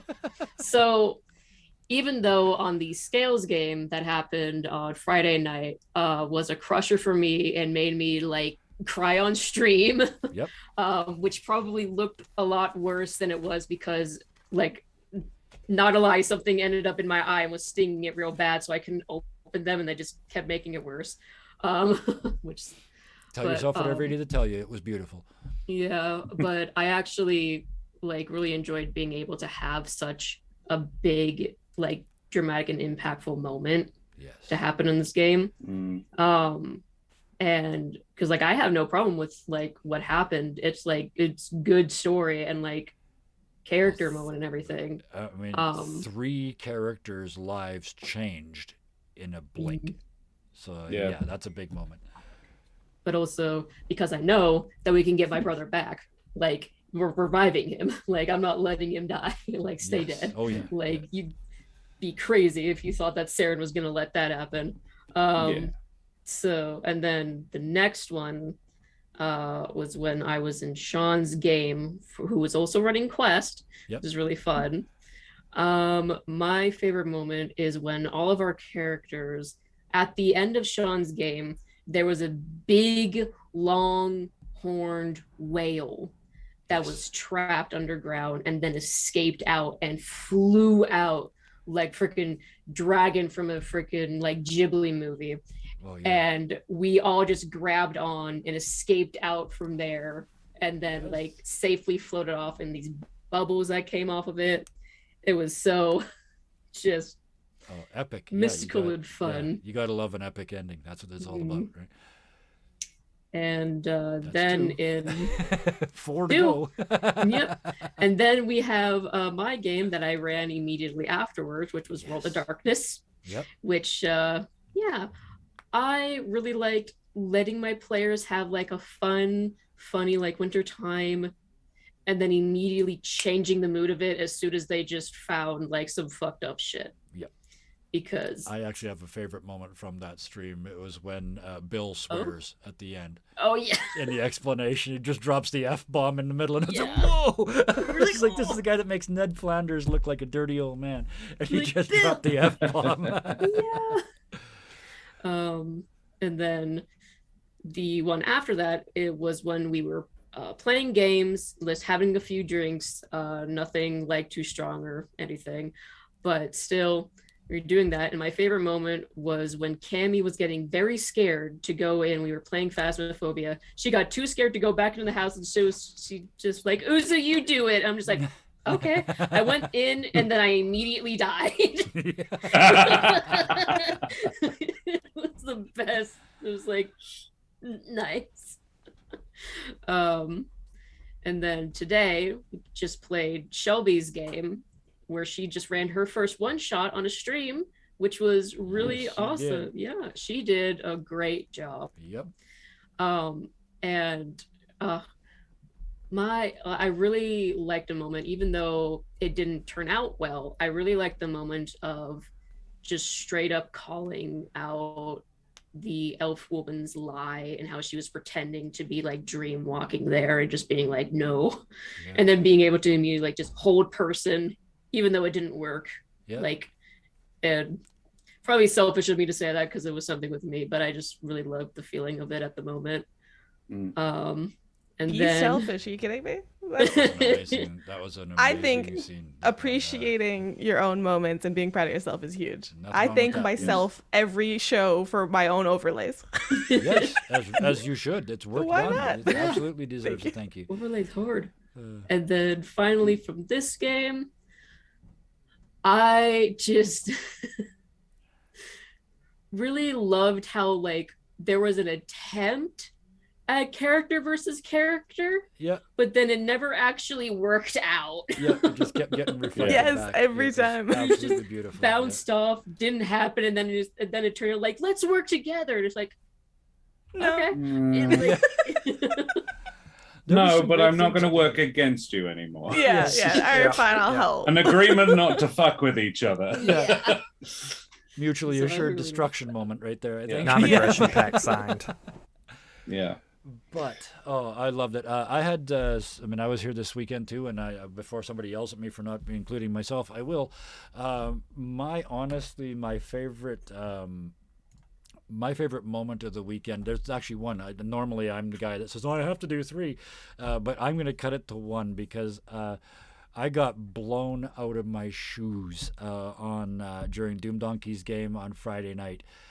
Matt and that rabbit character put me on my I have not RP'd on my heels in years, and he absolutely every time he opened his mouth he just knocked me back. I struggled to try to sort of stay in the game and stay in the moment because I wanted to just sit there and watch him play. The line that got me, Hellhounds put it in chat, "Do you know how to play Acorns?" And the whole conversation that happened after that, and I assumed my character assumed they did, and then walked away. And then he says, "I have won." It was that character was. They never got mad. They always wanted to talk things out, but when they finally got hit, it was like, nope, bugger this, kill everything. So, it was an absolutely wonderful character. I want to play with Matt again, big time. I'm going to change my mind. I do have two. I also want to, at some point, end up in a game with everybody here, but I would like to bring the person that played Bill into another game. It's such a joy watching. I can't do it. Watching people play those innocent characters. Those actually, Josh, you do this as well. That beautiful character you played in our Arden Quest game, that sheer innocence, Freya, yes, that sheer innocence, and nothing sort of gets to them. I plan those players, and then they all end up like this within 10 minutes. But so I always love seeing those characters because I like watching what I can't do. So yeah, Xander would love to join some things. I'm sure of it. There's so much. I almost said cross contamination because I'm tired. So much cross pollination I want to do with all you wonderful people. I don't have time, but we'll get more days in. You too, Nova. I see you over there. Thank you so much for inviting me to TSA, which brought me into this whole circle and allowed this all to happen. An absolute blast playing with you guys. You gave me the option, every Forever GM knows it, you let me play, so you got me. And speaking of which, Nova finally got to play on last night, I think it was. He got to actually play in a game, and he played a Murder Hobo Gobbo, so that was excellent. I've got my faves if you want. Please do, yes. My favorite. So I ran a game on Saturday afternoon for me, and my favorite moment from that was it was very Ocean's 11, but set in the Humblewood, so it's all adorable animal people, and it was two characters from a previous one shot that I'd already run for a different charity stream on my channel. And Tavernish Fawkes, the fantastic Mr. Fawkes, who is played by my sibling Rhythm. I brought Tavernish back, and one of his co-conspirators from that game, Bristlehorn, played by Dan Swelto. Yes. They came back and assembled a new crew for a new heist, and they lent in so hard to the whole "this is a heist movie," so you son of a bitch, I'm in. Oh yes. They played that really, really well, and Rhythm took it and ran with it. I said, "This is how I imagine it. This is the pitch," and about almost a third of the episode was the assembling of the crew, and it was so funny. Yeah. I really enjoyed how Rhythm ran that. Then I played in a game with Des from the Eldritch Scribe and a crew of Eldritch Scribians, and that game was really, really cool for the lore. Des's homebrew world is really dense, really detailed. Des uses World Anvil like exclusively, uses the shit out of it. Yeah. And there was a few details in it that I hecking loved. Imperial dragons and dragons generally can gift trees that are sort of offshoots of themselves, and this Imperial dragon tree in it was freaking cool. That just a sentient tree that is just sort of a guardian of this house. But also they played White Elephant at the end, and everybody stealing presents and so forth. And one person had just gifted an anvil. Like one of the NPCs just gifted an anvil, and there was like, "Oh, I can't lift the present." Opens it up. It's an anvil. Oh, great! I don't want that. That was really entertaining. Amazing. Then there was Nate's game, Nelderberry's game. Nelderberry was I loved it because I know Nate in real life, Nate from Wooten Forge, and seeing Nate become this DM. Nate changed. Nate became this DM, and he went from being Nate to being this incredibly. It was a character, it was a performance for him, and I've never seen Nate do that before because I've never played with Nate before, and it was really, really cool to watch. I played with everybody else. The whole crew had played together except Nate, which was big guts to come in and play and DM for a group of people who've all worked together before. It was almost the Humblewood crew, with Axel, who we all, most of us have played with before. And Nate's like, "Yeah, I've never worked with any of you guys, but I can do this." And he did. He nailed it. And that's he created not just experienced players, too. There's some there's a lot of professional acting and voice acting talent in that group, right? It's Yeah. you're not just walking into a game, you're walking into one No. of the games, you know. Yeah. And but in that, my favorite bit of that was that we were all playing action figure toys, escaping from Santa's workshop, Nice. or various types, and we all really worked well with the sort of the physicality and self-imposed restrictions, character ability restrictions. Sort of like my character's hands don't work, so I can't pick shit up. Like Axel was playing a rag doll.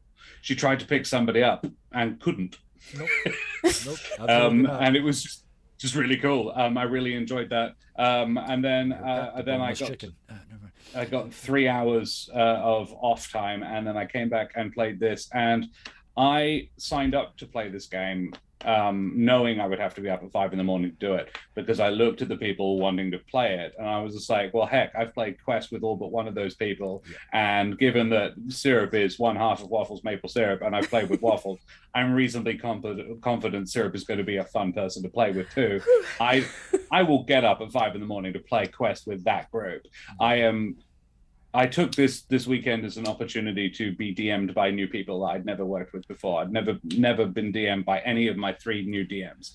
I'm so happy that I have spent 12 hours of the last 16 playing D&D with new DMs, or playing fantasy role-playing with new DMs. My favorite moment of this was very much I was like, yeah, all right, let's try the PvP. Or the CVC rather, and I like that as well. I'm agreeing with that. And I tried it; it didn't work, and I was just like, you know what? No. And Babs made a valid point, and Herger was like, yeah, no, this isn't me. You're right. And you actually, We had my character favorite growth. moment. Yeah, My favorite we owe moment the whole of it Christmas was arc part of that to Babs/Syrup. Yeah, my favorite moment of that was I've played Herga in a different game. I played it over on the Dreaded GM in a different charity stream again. And he's a rune knight. He's the sweetest, nicest guy who he has to put on a mask to kill people. Because it saddens him doing it. You reminded me of who he was. And I was like, Aww. I got into the competitive nature of it too much, and that's just not who he really was. And I really That's really loved awesome. that. Wow. Yeah. And people say don't do one shots; they're pointless. You're right. No. We had character arcs, we had character development, we had player development. We had it all. All in a Yeah, little we over did. 3 hours, honestly, of actual play And time. we raised money for an and we amazing raised cause. a ton of Let's money. go. Oh, we raised another $1. Look at that. Somebody was $1 impressed. Thank you. That was You know silly. what? I'm not going to make fun of that. Every dollar counts. Absolutely. No, every dollar does counts. totally you count. You just bought a sick kid an ice cream sandwich. So yeah. And I also want to add, just in terms of like the enjoying playing with all sorts of people, I so wholeheartedly agree, and obviously open invitation to all of you on the Waffles Maple Syrup channel. Yes. We want you over there too. Oh, we need to invent a couple new days in every week to play Right. with all of our new friends. Goodness. I think this has been a hell of a weekend. Tiring, exhausting, amazing. $2,600+ already, and more to go. We are a couple minutes away from our final show starting. So I think anything they want to go out on? Kelsey, it's your last chance. You've had 24 hours. What haven't you said? Fuck. There you go. That's it. Let's finish Beautiful. on that happy note. Thank you all so much for joining us. We're going to go back to the poster for just a minute. The stream will drop for just a couple minutes because we have to change tech. We will see you all shortly. Bye. Bye.